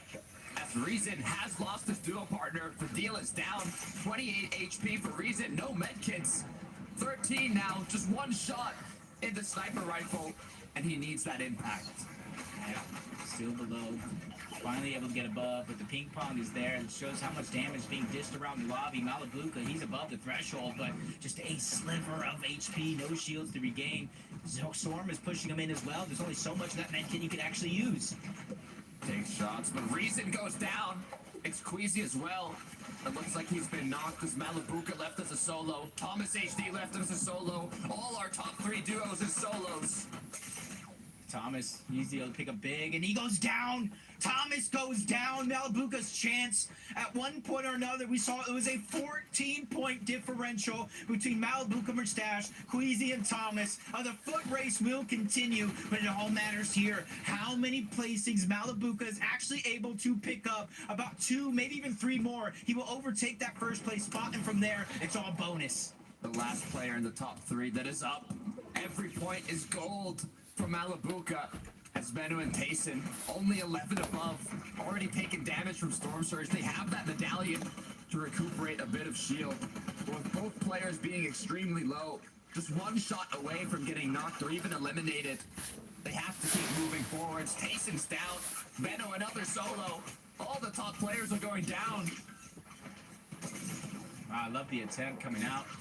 If you're going to swing, you better swing big. He gets taken down altogether trying to fight Hero and Kudo on the high ground. We're going up this mountain, and then this next zone pulls. We're going down it as well. Malabuka playing this one near perfectly, trying to stay alive with just 20 HP, but I might have cursed him with only 3 or 4 placings of differential. I'm not even sure Malabuka was able to take first. Moni, Lunex, we'll have to find out, as now it's a game for the top half of the leaderboard. These players that on the midsection have a brand new, bright opportunity to make themselves new crowned leaders. Hero Kiduo are going to be the ones on height. 4 elims on the board. With this type of zone as well, they should be able to hold on. Trying to figure out who's next in line on that leaderboard, just kind of move up. A lot of our top competitors going down early in this game in terms of the amount of placement points they can actually grab. 404 for Vico and Pink. This is a shot for them to move up the leaderboards for sure. Plenty of points still on the board. 209 above the threshold. And they have some elevation, but Vico's looking down at Pink. How can he help his teammate out? And he realizes he can no longer be the hero to this duo. He's going to be stuck by himself now as a solo. 800 materials though, 75 builds. He has more than enough to stay up. He has the damage. No risks are needed for Vico currently, but he could use those eliminations on the players rotating through. Kiduo Hero continuing to drop down now, all the way in the clouds as Mongrel Savage still up. I drop as well as a solo, 359 above. This is a solo nightmare for a lot of these players that are trying to use the second to last opportunity to burst up the leaderboard and give themselves a fighting shot for that 1st place. or maybe even a global championship spot, top 2 at the bare minimum. Cringe, you can see him over on the other side. It looks like switching away from Lavish Layer was a great play for them because now they've made it to the end game. Moni, Lunex, 4 on the board, about to grapple blade. Down below, you gotta be careful though. It's the same plan as a lot of these other duos. You don't want to get mixed up in an opponent's box as they quickly change layers now. A bit safer, but the pressure from above will come through. It's the height team taking shots. They don't want anybody overtaking them, so they're gonna keep applying that pressure to the duos close by. And we're going up the mountain yet again. A lot of players going through a roller coaster of emotions, almost figuratively and literally, as Vico. Somebody's knocking at the box on the low side. Shaco's and Aaron going ahead and battling it out between each other. Shaco's going to be the one that gets dropped down. iDrop continuing to move forward as a solo and somehow finds an elimination onto Roban, giving them 6 more points. Crucial points here at a moment like this. 20 HP, 20 builds, not much to work with for iDrop. All he needs to do now is find that solo, find that potential impact elimination, but it's a duo close by. You gotta pick your fight correctly here, iDrop. So many healthy duos, but also so many solos in shambles. He has to find the correct one. It's Lunex above, still staying at the edge of the zone, hits the first shots. It's a crack onto his opponents, but he goes down. The majority of the lobby is just running around as solos here.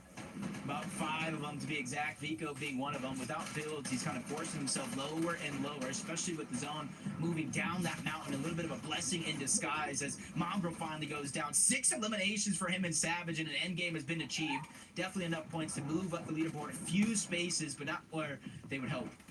Lennox now left alone. Kiro still up above, taking shots. They don't want anybody getting close to them. Do they have medkits to hold it off? Do they even need it? As Sinet and Vanyak pick up one more. It's Vico now, though, looking to secure another elimination. He just finds those refresh materials.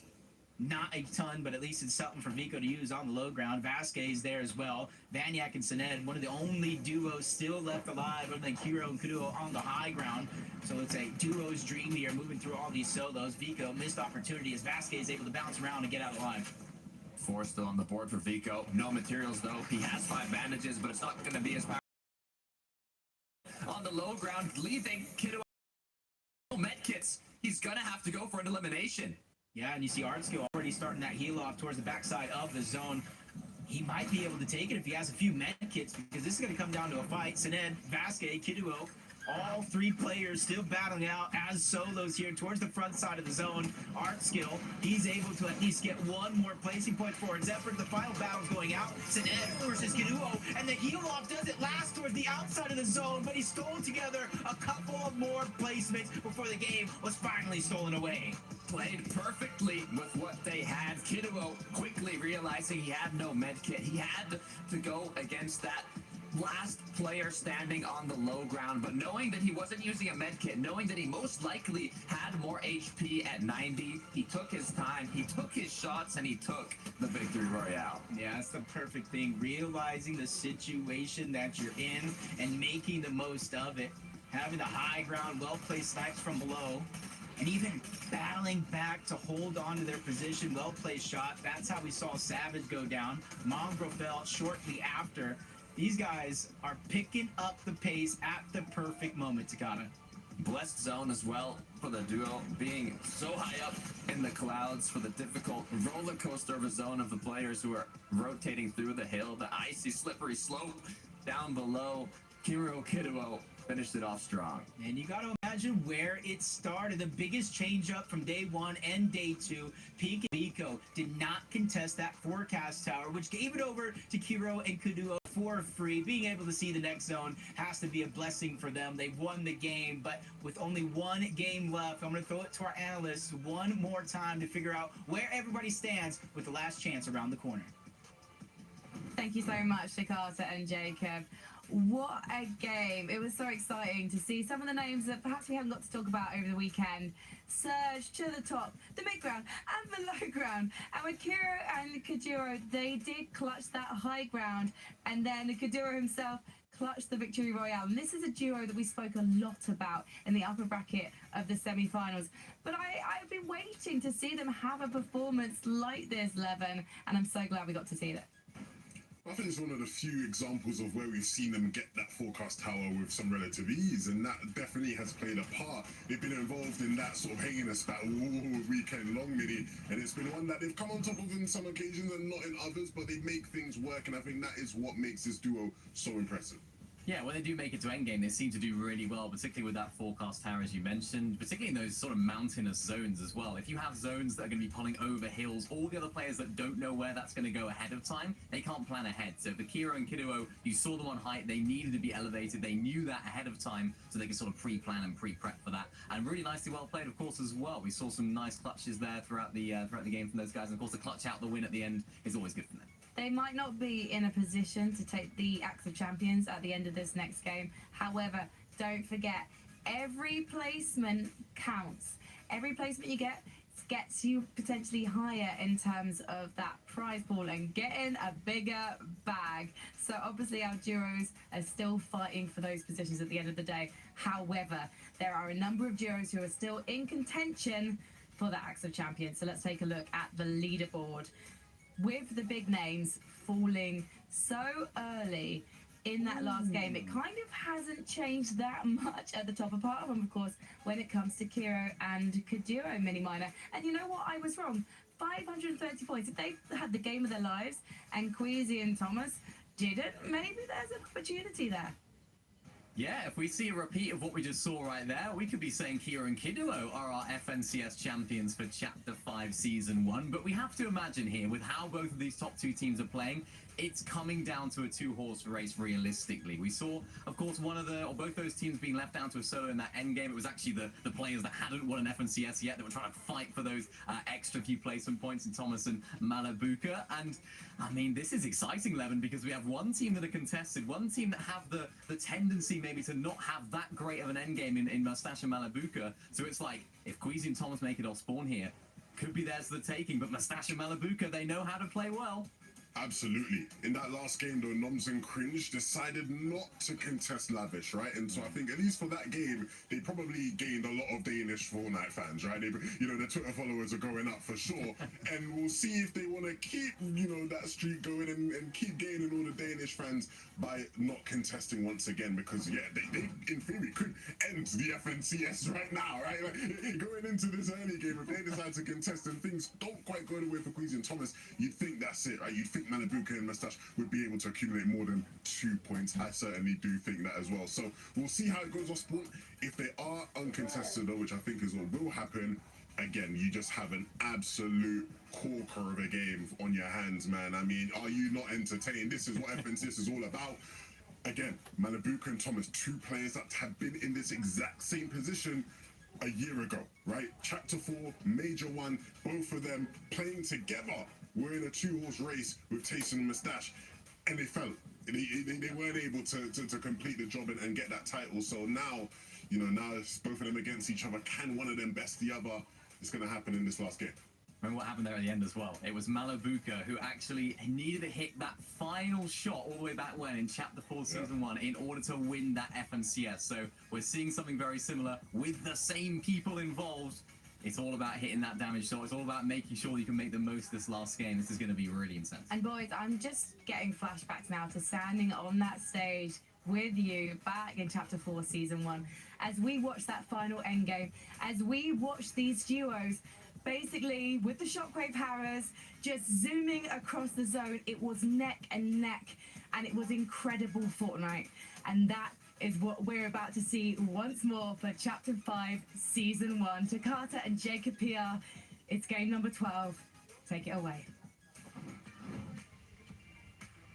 Last game of Major 1, Jacob, and there's a 2-point difference between Malabuka Mustache and Thomas Queasy. But they were talking about it. The deciding factor here is what happens in the early game. Is Thomas HD and Queasy going to get contested once again? And if they do, will they be able to come out on top? Yeah, that's going to be the big question we're asking ourselves. And with 2 points that's less than elimination. That's less than half of an elimination overall. So when you see each other getting eliminations in the feed, it almost motivates you to have to push yourself that much further. Malabuka, Mustache fighting history. Queasy Thomas fighting history. No matter what happens here in this FNCS, I'm just proud to say that history will be made. Levin broke it down perfectly. This would be Queasy's third FNCS title, each time with a new duo, and not only that, the new duo being their first FNCS title, and I think Thomas HD might be the most deserving one yet to secure that, being the world's, well, having the most top 10s in the world without yet securing that FNCS. So will they be able to do it? The question gets answered now. Battle Bus is ready. Let's get into Game 12. Hopefully everybody has strapped themselves in, because this final game is going to be one wild ride, full of emotion, full of passion, and full of a chance to get that global championship spot and call yourself the best in all of the EU region. And we've called it yet again. No contestation coming out for Queasy and Thomas. Cringe and Noms, much respect to them. We have a match, Jacob. We have a match, as Mustache and Malabuka have not been contested either throughout this whole day 1 and day 2 of grand finals. They have duos in the area, but none of them fighting their side of the drop. I'm looking to see if there's any changes in the last match, but it looks like it's going to be a similar situation. So it's going to be all about setting themselves up for that late game, securing as much loot, as much damage as possible, as now that Queasy and Thomas are not contested entirely, they will have to focus a bit more on getting those tags. Misha and Teeny are going to be the duo that's close by. Gotta be careful though, because Misha and Teeny are known to pull out some sneaky tricks and really camp on the way to other players' loot paths, but uncontested, Queasy Thomas, they're going to spend a ton of time in and around the buildings of Lavish Lair. So hopefully they just don't get too greedy for more loot than they can handle. Otherwise, that's when things will start to go sideways, and Queasy is moving over in that direction. He has to be careful. Luckily for him, he does hear some shots pop off. Chance to get some damage onto Teeny, but he has to be careful. There's so many dangerous players waiting in the wings all around this position, and with little builds left, it's a great decision for Queasy to disengage, because that would have been so bad for him to get caught out in the open. Crash pads used, but it was worth it as they're back above. Misha, though, Teeny, now left as a solo. It's Chapix, Tino, who are going to be capitalizing on this situation. But this is also huge for Queasy and Thomas HD, as all they really need to do here are take those pop shots. You can tell they have to kind of make a decision here, as in theory they do have the advantage against these opponents. They just got out of an engagement. They most likely don't have a lot of shield, most likely do not have a lot of HP, but at the same time, they don't want to do anything too risky. They can't get eliminated so early on. Yeah, that'll basically be the tournament done and over with. You can see Queasy just watching them like a hawk. Vital information for him and Thomas about when they can actually go for that medallion and the NPC to try to get that mythic loot. Mustache is going to find a huge treasure trove underneath after opening the vault. Did that double gold loot coming out of the vault? They get the gold hammer pump, a gold striker. They already have the mythic. If this is a game for Malabuka and Thomas off spawn, this is going to be the one where they could take it all. You gotta think what's on their mind right now, Jacob. Last match of the day, pressure on their shoulders. It all comes down to this, from the qualifiers, semifinals, first day of grand finals, now the last match of the second day. The conclusion of Major 1. It all really comes down to this. We can even take a look at what Queasy's doing here, as he was able to pick up an Elim, and that's already 6 points, Jacob. Yep. That gap is beginning to open up just a little bit. 2-point differential has now turned into 8-point lead for Queasy and Thomas. But another team that have earned the right to be in contention, a big win, uncontested Forecast Tower, moved themselves into 3rd place with 530 points. It might seem out of reach of that top 2, about 70, 80 points of separation, but a first place is worth 100 points and 6 points per elimination. So if we have the situation, Queasy, Thomas, Malabuka, and Mustache go down early, it would be wide open for them to take it all. Look, it's more than doable. Even Fadil and Reason at 500 points. Basically, all it takes is one little hiccup from either duo in first and second place here. And it will open up that shot for the others down below. Bevy's Pablo by Hazy Hillside. No duos in sight as all our players here continue to prep themselves for the late game. Oof. Kira and Kudo probably saw this, and now that they're in contention, they said, nah. We'll give it up this game. You gave it to us last game. Pink and Vico land a monster of a shot on Yanis. Flixie's already weak. They have a huge advantage in this fight. Just not sure they got the memo just yet. Still another team looting up the scraps that are left over towards Reckless Railways. And then obviously, the tendency for Venno and Tayson to move over from Grand Glacier is going to be real in this position. With Yanis and Flixie have had enough. They're going to disengage on out, move back on over to Reckless Railways where they can heal up and regather some of that loot. Pink and Vico now in control of the forecast tower. All the third parties they've had to go through, from Venno, Tayson, Janice, Flixie. As we look at our fourth place team, Reason and Vadil. 100 points, Jacob, you said it. That's what the Victory Royale can get you today, with 6 points per elim. We've seen it happen before, these massive matches. If they want first place, that's all they need. See, already they have the forecast tower in mind. There is one team positioned nearby, that's Hen and Vasquez. They have to be careful for it. They've been ready to fight for it more times than not throughout the weekend. It's a huge tool to their game plan, being able to make it far in some of these games. The boss has already spawned as well. Hen and Vasquez have control in terms of those pieces, but Vadil and Reason move in with ease to take down the boss, and now they'll be the ones with that reboot card to secure the first forecast tower. Huge benefit to this match. As they're able to get the forecast, they will be able to see those zones up ahead. And it's going to be crucial for their positioning as we look back at Sangil Marius, who did take one of the matches today. They're looking to kind of position themselves in a bit more of an elevated location. And for our previous match winners, Kiro and Kiduo, they put themselves into a battle. This is not the time. You just had a phenomenal game going down here. Kind of end a dream run, but it's Venno and Tayson. They have different plans in their mind if they want to move up the leaderboard. With 350 points, they got to give themselves a shot. And that's going to come with maybe a 15, 20 elimination victory royale. At least there's a condition for them to try to win. Slightly out of reach and very, very risky. But Tayson and Venno, if they want to go ahead and advance to the global championship here this weekend, it's really the only way to do it. Tayson Venno currently in 16th place. Kiro Kiduo in 3rd. One of the duos here trying to hold on to the position. As you said it yourself, Jacob, top two do go to the global championships. So Kiduo and Kiro are just one position away from making it. But if Venno is able to get this knock, it could be the end for them. He hits the first shot, it's not going to be a crack. As he gets chopped down, 8 HP. It's what he's left with, the hole built by this chop down. And the pressure is on. Disaster strikes. The interesting thing is they don't necessarily know how weak Venno actually is. Tayson's trying to move in on another angle, alleviate the pressure. But our team, one of our top teams that's in contention, Aqua Noah on the other side, going against Malabuka and Mustache. Now cut in a hard position, slowly but surely trying to back up. Third parties coming in, spraying in their direction, coming from fencing fields. This is going to be tough for them to survive, especially against Aqua and Noah. But I think they've had enough. They realize who they're going up against, and they quickly disengage on out. A breath of fresh air has been had for Malabuka and Mustache. Luckily enough, they did have the heals to recuperate the damage that was dealt. Now both looking healthy again. Still 3 shots in the chamber. Mustache with even more.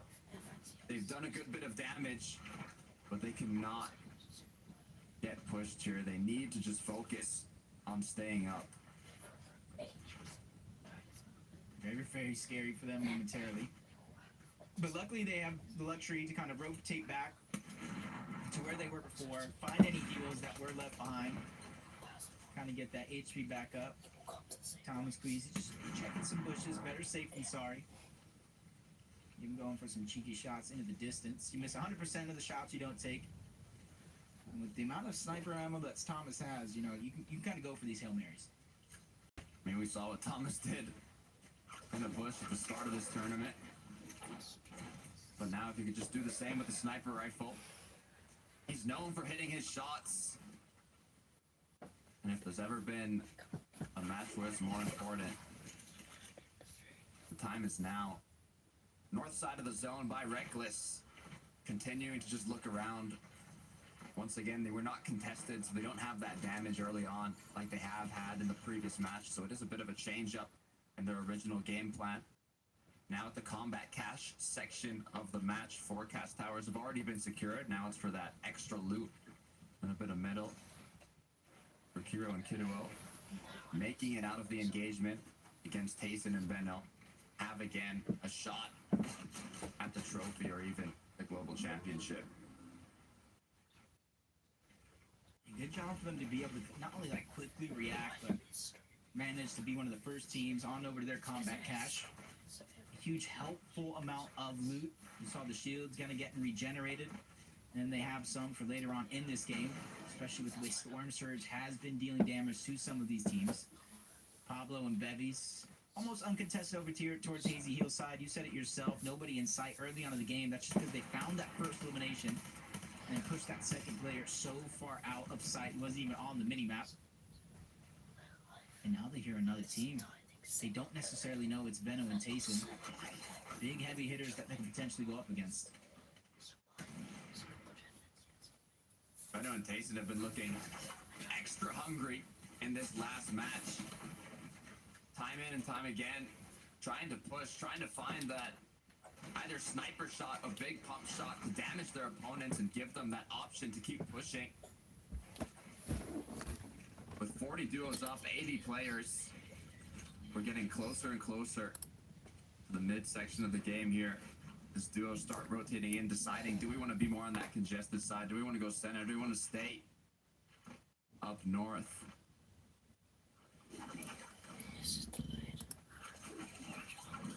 Decisions. I think for everybody here in the lobby, they're beginning to feel the pressure of what this final game can do. And that's the interesting thing, is even if you're not at the top of the leaderboard in contention to win, there's so much money, thousands upon thousands of dollars up for grabs for each and every placing as you move up the leaderboard. So there's still so much to fight for, even if you're out of reach of that first place spot. Merstash being quick to react as he was split up from Malabuka. Taking that sniper shot, unable to connect. Now this duo has history, Jacob. Entered the scene competing together in FNCS before splitting at the beginning of Chapter 4. Merstash picking up a title with Tayson. Malabuka yet to get his first. Will this be the time now? They've joined forces once again. Can they secure Malabuka's first FNCS finals? Can Merstash get his second? It's a duo I love to see. As now they go closer and closer to the Rift Island, diving right out to SETI. This match is everything. Yeah, Cammy was already weak as well. That's why they took the Rift. Didn't want to really grab him time to heal. And now they're hot on the heels. The SETI disengaged. Now it's Cammy's turn to try to drop down, which gives up all of Rift Island to Malabuka or Merstash if they so want it. But they want the elimination. Malabuka was able to find it onto Cammy as he fell down off of Moot Island. And now they have SETI in their line of sights, narrowly able to enter that rift to be able to escape, to live to tell the tale, and potentially get Cammy back in. This is big. This is very big for Merstash and Malabuka. That elimination, not only elimination, the knockdown and the elimination is going to be a huge benefit to the damage that they needed. Queasy as well, with that elim they secured early on. Issue is, it wasn't even a knock. It was just one shot onto an opponent that was low. It gave them that 6 points, but it didn't give them as much damage as they would have liked. They have the loadout, they have the loot, but for Reason and Fadil, they also want more. They're getting backed up into a tough spot. That's Swizzy and Pootrick they see on the other side, trying to get aggressive while they can.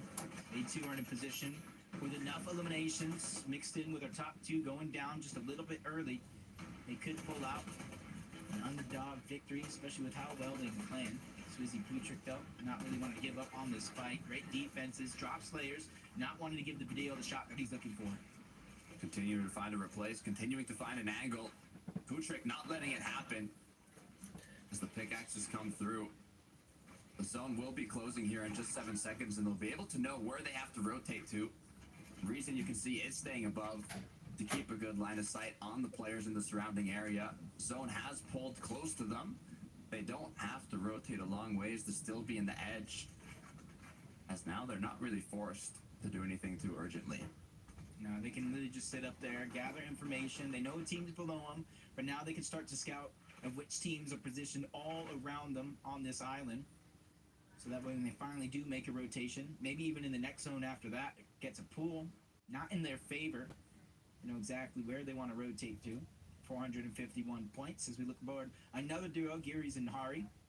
Position just away from everybody else, outside of Ruined Wheels.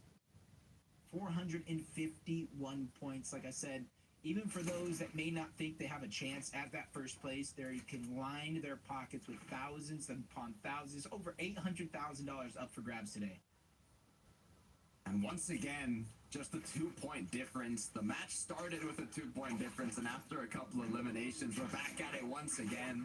Third place, 530 points. Might seem far, but anything's possible with 100 points for that victory royale and 6 points per elimination. And really all depends on what happens to these top teams. Queasy and Thomas, we can actually see where they're at on the threshold now. They got that small tag for the elimination. It's put them 130 above, but they're going to need more. Yeah, it's just kind of double-edged sword of getting that elimination early. You're able to get the points, but especially since team was kind of chased around before you finally went down, there's really not enough damage when it comes to Surge, so there's no real feeling of comfortability. But on the other side, Malibuka Mustache, a couple of well-placed sniper shots, beaming into players' boxes, even getting into a close engagement versus another team. They're well above the damage threshold, on top of Loot Island, with very few things to worry about, at least until the next zone pulls on over. I mean, that knock-on elimination was crucial for the position that they're in now. As Thomas HD and Queasy, the numbers getting lower and lower, but the stress levels are rising. Storm Surge is active. At any second now, they could go from 37 above to below, as they need to find damage. Yeah, it's just a tough situation, and the switch up, the big difference of being contested versus being uncontested. They're not able to get the early damage, whether they win, lose, or draw the fight against Noms and Cringe, because they're no longer there at Lavish Lair.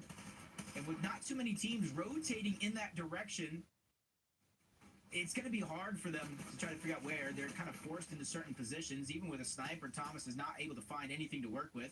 Luckily for him, Queasy landing a couple of shots, 18 above. But this is not a feeling of comfortability for this duo that has their eyes set on that first place. A miracle is now 223 above as players continue to get eliminated. Open out a bit of space, little breath of air for the duo as they can focus now on their rotate. You can even see all the players by the Rift Island that are going to be making use of those rifts, of those launch pads close by. It should even open up that option to take shots on them as they rotate in. But the first thing they have to focus on is making it to zone, as Thomas has lost a bit of shield. Not cracked yet, though. Yeah, forced to stagger in that position. Those are the dangers of rotating on foot. Instead of taking those rifts, you see everybody that was positioned towards Loot Island making their way on over. Queasy and Thomas were looking like one of the first teams to try to make it to zone. Now they're going to be one of the last, and they fall below the damage threshold, so they have no other choice but to look back of zone where they see a fight going on. Now damage being dished out. They fall even further below. This is a nightmare of a situation for Queasy and Thomas to be in. Forced to pop the floppers. Doesn't look like they have a lot of shields. Only thing helping them is that medallion. As now Grapple Blade's forced to get into zone. It's going to be Phaser and King holding them, but the snipe, it's hit by Thomas HD. Is it going to be enough to continue the pressure, though? He hits the knock, but this is his chance. He's staggered, focused. That's low-key on the other side along with his duo. Queasy is trying to move in on the other side, but nothing is given. Everything is earned in a situation like this. And I do believe King was able to get the revive back on up to Phaser. And Thomas Queasy still flirting with disaster when it comes to that Storm Surge. The snipe to put them back into the match. Now, 60 above. That is what put them in the position they are in. Big pots now being put to good use. Floppers still available as they have a bit more time to get the rest of the damage they need. And it looks like they're going to do it aggressively. This is their chance right now. It's almost an all or nothing situation, but Queasy's dropped. Queasy's dropped. Phaser's able to get the knock. He's trying to save the day. Thomas with the backfire. Get the knock back on the Phaser. This is everything for Queasy and Thomas. King is getting backed up little by little. Medallion not able to help out Thomas because it's in the inventory of Queasy. Trade for revive. But Kiro and Kaduo, they caused destruction. That was a huge blessing in disguise for Thomas and Queasy because now they're free to get this revive back on up. The third place duo finishing off Phaser and King. As now Thomas and HD and Queasy are going to be able to heal up, but they're still 42 above. They need more damage. One more snipe shot is all Thomas needs to hit here. You can see the difference in the leaderboard is nothing between first and second. How are they still up, Jacob? 8 points. 8 points is the difference. I'm not sure how they're doing this, Sakata, but they are making it work. Down on Surge, against adversity. Talk about making history. Now we're making it entertaining. But Kiro and Kaduo are looking to play busters to everything that's going on. No placement points just yet. One more team still needs to go down. Aqua and Tayson, they're both going to be knocked for their respective teams as well. Pressure is still on. Malabuka and Murstache looking healthier than ever, while Thomas HD and Queasy fight for their lives. 5 above. They have a bit more heals to hold off, but still, Storm Surge has been attacking them throughout a majority of this match. The curse in disguise of not being contested, just 41 above, but as the players begin to rotate, 8th zone has appeared. This is going to open up options to get that damage. And the biggest thing that's keeping them alive is the constant hot potato with that medallion. No real shields to their name. You mentioned the floppers. 41 zone beginning to move in. This is where it's going to get tough for Queasy and Thomas. And as soon as the edit's open, Thomas takes a ton of damage. Shields getting dropped.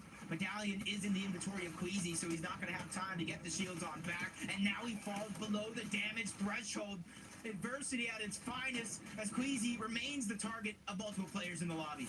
Forced to pop a flopper up to 74. Medallion gets dropped. Thomas now will be able to recuperate shield once he picks this up. But it's Pablo. It's Bevy's knocking on their door. Are they going to be able to get out? Grapple Blade comes through. Rotate continues. 50 would be an easy rotation by any means, and the point gap has lessened from 8 back down to 2.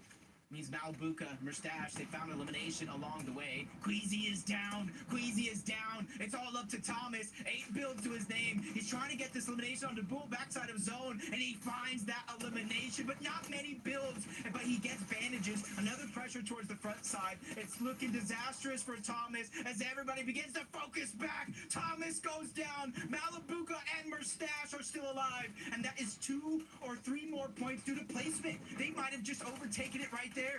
All they need to do is stay up. The closest duo now, Kiro Kiduo, were in 3rd place, creeping on behind Murstache and Malabuka. They need to find them in this late game. They need to eliminate them.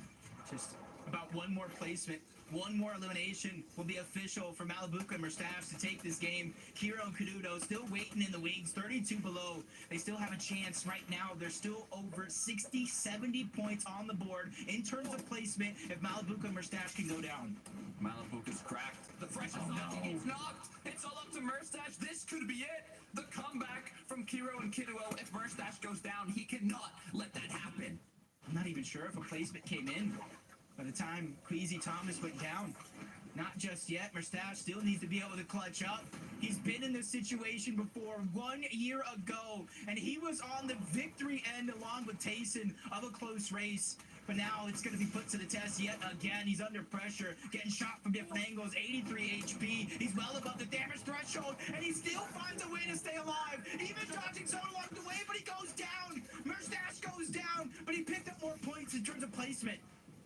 It is all up to Kiro and Kiruo now. They need to secure the victory royale. They need to get eliminations, but with no builds to their name, they have to act fast. There's a ton of placement points on the board, but they're going to need eliminations mixed in with that if they want to take it overall. Kiro and Kaduo, I don't even know if they know the situation that they're in right now. They're still trying. Medkit's up. Duo partners went down. It's all up to Kiro. He has no materials. He's on the edge of zone. No more medkits now, as he might be able to pick up a bit of loot. It's even more medkits. The blessing as he grapples on in. He didn't grab the medkits though. He panicked. He went to the front of zone. Doesn't grab materials either. Kiro has to dig deep. He got 6 more teams, 7 more teams down worth of placement points. 581. He needs to be able to push himself over the edge, but there are so many teams in his path ready to stop him. Now the rotate continues. Shot connects. The Vico eliminated. That's one on the board. Materials recuperated. Now ahead of zone. This is legendary right now. He's earned this spot. First elimination has been found, but once again, running out of builds, running out of time. You see him looking all around, trying to look to the backside of the zone. Can he find anybody sneaking around? There are so many duos on top of that layer that he's at. Sato and Alex, they cut him off in front. Kiro finally goes down. He didn't get enough points. Malabuka and Merstash, will they be able to hold on to the throne as Marius is finishing off this last match? Medkit popped, 3 elims on the board. Sangin got his first victory royale this weekend in FNCS Finals lobby, looking to make it too, looking to get more points and line their pockets with money, but Marius forced to drop down low, shots coming from above. It's almost looking like a solo FNCS, but one duo, Noms and Cringe on the high ground. And they're holding strong. There's 14 HP for Marius. He's forced back into zone, but it's duos that are up against him. He needs a miracle for the 1 versus 2. Takes the first shot, hits the wall, blocked off, as now Marius is the only solo left. He's just hiding, the only nook, cranny he can take. But he gets taken out. Analyx, Sato on the low ground. Noms and Cringe switching up their drop spot in the last 2 games. They've got 6 eliminations up until this point. What a way to end the game if they can somehow drop down to their opponent and finish it off. With multiple win conditions going around both of these teams. 3 medkits each. Sato getting tossed around, trying to play Disruptor, but he's going to get dropped down. Noms and Cringe, they're the duo on the high ground, but Analyx forced to start the heal off early. Both teams had 3 medkits. Andalex, though, the pressure's on him. Noms goes down with the knock. The heal-off continues now. Who is going to be able to outlive? Andalex does have a little bit of lead in terms of those medkits, but we've seen multiple heals getting scattered around on some fallen foes. Andalex starting the last of his opportunity. Cringe, he finds another one. Almost fumbles the bag there, but the medkit is going to be popped. Andalex now has to turn the tides. He has to go on the hunt, sees an opponent, staring him in the eyes, trying to go for the piece control, cancels the medkit. Andalex clutches up by taking down Cringe. He does it. The medkit was found by Cringe, but it was so close to the very end. Easy, Thomas HD, Malabuka, Merstaff, history repeating itself going to the final game with just 2 points. We're all left waiting. Who won? That's the biggest question. Of course, Analyx was able to clutch up in this game. He's probably lined himself with more money in his pockets, but who went to the Global Championship?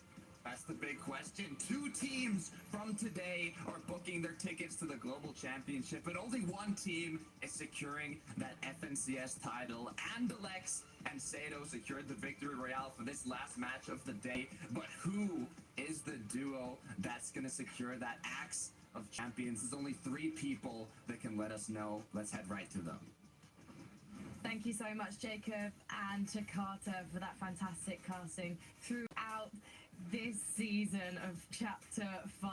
And boys, I was hearing from production just now that there were 2 points in it as we went into game number 12, and now there is just 1 point in it, because when you looked at our top 2 duos, neither of them had the game that they were hoping for, but one of them had the game that they needed. And it's so almost eerie to see some of these names coming back a year later.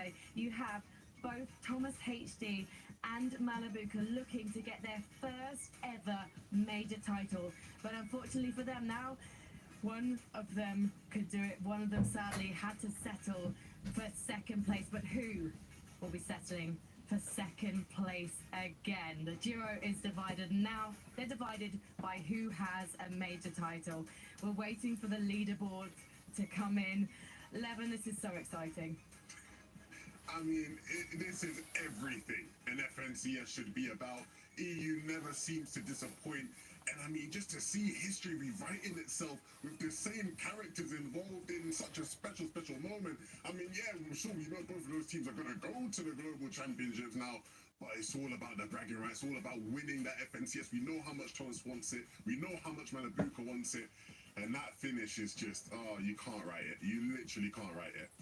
And that first title just means so much to both of these players, because both of them, Manabuka and Thomas, have waited so long and will both be wanting it as much as the other. That game was incredible as well. Both teams just had it just so close at moments throughout that game. We saw Manabuka and Mustache trying to fight for that island against Cami and Seti. They bullied them off it. That was on the edge of my seat for that. That was incredible. We saw, of course, Queasy and Thomas that were fighting against Phaser and King, and they both got knocked. Both teams individually got knocked. So we were on the edge of our seats again, trying to think, are they going to be able to get the revive? Is this the moment where they win it? Is this the moment where they lose it? We didn't know. We're about to find out, though. We had our own watch party going on in the virtual green room, and you know what? We did not want to wait, and you guys don't need to wait any longer. It's time to see the final leaderboard and who is raising the axe of champions. And we can now reveal that your champions of Chapter 5, Season 1 by 1 point are winners of $170,000, the Axe of Champions, and a spot in Global Championships is Murstache and Malabuka, 649 points. This is a duo that show consistency throughout Chapter 5, Season 1, and they are your deserving champions, Mini Minor. They say that good things come to those who wait, and oh boy, has Malabuka waited a long time for this very moment. By a single point, in a complete mirror to what we saw in Chapter 4, Season 1. Unfortunately for him back then, he was on the receiving end of the loser's medal, the second place medal, but this time, he has made it happen for him, Levin, and I couldn't be more happy for these guys, and of course Malabuka in particular. This script is nuts. I mean, like, again, 1 point again. Look, Mustache and Malabuka, so deserving. When you look at EU history and the greatest duos you've ever had, they're always considered one of them, but they never had the title to really show for it. Now they do, in a new era of this duo, and I mean, Malabuka, he will know how Thomas feels right now. He was right there with him last year. And big commiserations to Thomas and Queasy. I mean, they fought so valiantly. At times, they felt like the most deserving team. But Malabuka and Mustache, to fight the way they have fought, with the pressure that was on them as well from some of their peers all throughout the week leading up to the final, and for them to deliver on that pressure and win like many said they should, just goes to show their greatness, how great they are. And I mean, that's the sign of a real champion.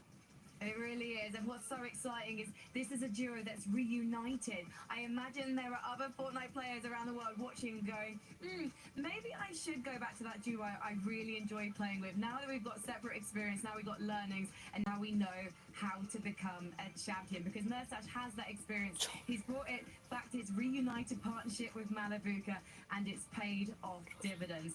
But also, we have to give props to our second place, Queasy and Thomas HD, because they've also booked their spot in Global Championships, and this is a freshly formed duo, Queasy being one of the biggest brains in international competitive Fortnite, and Thomas HD just soaring to new heights quite literally with that grappling hook, showing the most dynamic sniping we've probably seen in this game, Mini Minor.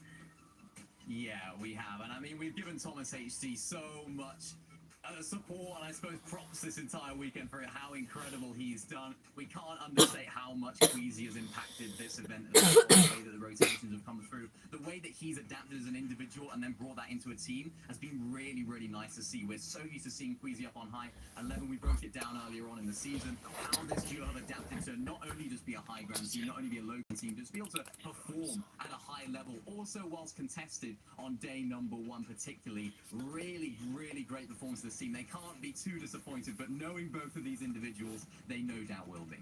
I mean, they're going to be so chuffed with just how, you know, the season has gone for them. The pain of this final will definitely linger for some time. They're going to be going to globals and well deserved. I mean, you look back all the way in the trio days, Queasy, Thomas and Anas teamed up, and what a team that was, and they loved playing with each other. And after trios ended, Queasy has always said that he would have loved to play with Thomas again. He loved playing with him. He's wanted to play with him for such a long time. And when the opportunity arises for them, they snatched at it. And it's just working out so well. It feels weird to say this, but when you actually look at what these guys represent in this lobby now, they're some of the oldest players in this lobby, right? Both of them 21-year-olds, you know, in the realm of Fortnite, people will be going, oldest, 11, 21, what are you about? But in the world of Fortnite, a lot of kids in this lobby aren't just that kids, you know, teenagers. And these guys have been here for years now, performing when it matters every single time. The talent cannot be questioned, it can't be touched. These guys are class, and class is permanent. Can I just almost sneakily look ahead to global championships? Because last year it was won by North Americans on European soil by Cooper and Miro. We do, of course, have the Season 1 major finals for North America coming up later this evening, by the way, so watch out for those. I just am wondering, looking at these two duos that have been confirmed for that competition, could one of them be bringing it home for EU Mini Minor? I mean, it would be incredible to see. They're both really solid duos. We've seen the performance out this week, and not just solid, incredible, I suppose, would be the correct term to use there, because they've rocked our world this weekend, and they've shown that, as you mentioned, 11 class is most certainly permanent. Well, class is permanent, and you know what? Our newly anointed classiest kid on the block is Malibuka, and we are delighted to be welcoming him to the broadcast right now. Malibuka, first of all, congratulations. How does it feel to finally win your first major? I don't know, it feels amazing. Like, I was ready to get second again, but somehow we won. I don't know. I mean, Mali, you know, you've been really at it for years. One of the best players ever before today to have never won one. You obviously played with Thomas last year, and you were in the exact same situation he was in. Talk about the journey from last year to now, and getting back with Mustache and how that's working out for you. I mean, they are both great teammates. I just feel like I can do both, like, more plays with Mersage, since, like, I can understand, like, I can explain him more specifically stuff that I want to do. But, like, Thomas is also the GOAT, and I really feel bad for him for coming second again, but it is what it is, I guess. It is what it is. It is what it is, but you came out on top in this instance, so you can't be too sad about it. But of course, previously, you know, we knew you guys as a duo that had a little bit of inconsistencies in there in your guys' gameplay. Of course, you made endgame, sometimes not so much. What's changed in your duo to make it more often than not into the endgame in this weekend's tournament, and of course for the future events? I didn't really understand the question, sorry. Yeah, so I was just saying, like, what have you changed? How have you changed from when you played with Mustache previously? What have you adjusted? What have you changed a little bit? How have you adapted and improved as a duo? Okay, so I mean, we just basically like played it more safely. Like even the qualifiers and the upper bracket, everything we played more aggressive. Like we just played more for late game and made all 12 late games, I think. So I think we just played more safely. Malibuka, you challenged Seti and Cami for Rift Island in game number 12 of a major when there were just 2 points separating you from Thomas and Queasy. I don't think that's playing it safe, do you? Yeah, but you know, sometimes you have to go for risk to get a high reward, you know? So we had to do it. I mean, you got the highest reward possible, mate. It doesn't get much higher than this. Yeah, it don't get much higher than this, man. I mean, look, you obviously did very well, and everybody is going to be incredibly happy for you. Do you have anything to say to your fans, the people that have been supporting you for all these years to finally get one? I don't know, just keep believing in yourself. You can do whatever you want, and make sure to use code Malibuka. I'm going to do both of those things, believe in myself and use code Malibuka. Apart from using code Malibuka, how can we find you online? It's Malibuka fan on Twitter, Malibuka on Twitch, and on YouTube. Amazing, right? I need to watch you, mate, and learn how to play with the best of them. Congratulations.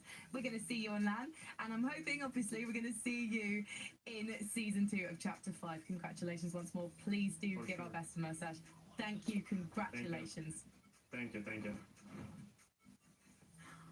What a gracious, lovely Victor.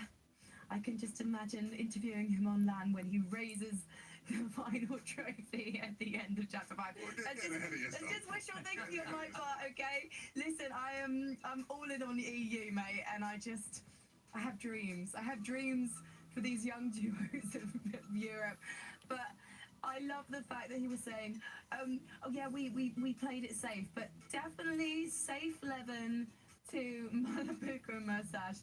It's not my personal definition of safe, is it yours? Look, for that duo, their definition of safe has always been different to everybody else's, so no surprises there. And so, yeah, I mean, when it comes to their play style, it's what works for them. And I mean, if they didn't have the courage to make them kind of plays, they wouldn't be walking away with $170,000. So let's give them the credit there. I think $170,000 is a lot of credit, Mini Minor. Yeah, it certainly is. And I like that interview there. I liked him talking about Thomas as well. Of course, he teamed with Thomas, of course, back in the last chapter. So it's nice that he sort of gave his commiserations there. And I mean, talking about the prize pool, that is massive for those guys. Of course, they'll be keeping one eye on the global championships now as they play out the rest of these majors, because that's certainly going to be a duo to look out for. I remember going to the Invitational, Mustache and Malibuka were the hot topic and almost the poster boys of the EU region. It's like, oh, I don't want to be fighting those guys because they're the best in the region. So I want to see if they can continue that going to the globals. Yeah, absolutely, man. I think everybody's always watching to see where Malibuka and Mustache are at in a lobby, because, you know, if they're anywhere near you, they're going to be in for a ride, and not a good one. So hopefully we get to see more of their dominance all throughout the year, and then, of course, I'm sure we'll see our globals as well. We've got 2 more majors for Chapter 5, and then those global championships. The competition has really only just begun, so make sure you stick with us. Levin, Mini Minor, also Jacob and Takata, thank you so much. You guys watching, hang on for the North American competition. It's sure to be just as electrifying. Thank you so much, though, to the production who put this whole thing on, our incredible observing team as well, and of course, all the players. We couldn't do it without you. We simply wouldn't have a competition. That's just how esports works. Check out this cool outfit before we go. And once more, we'll see you on the battle bus. Good night.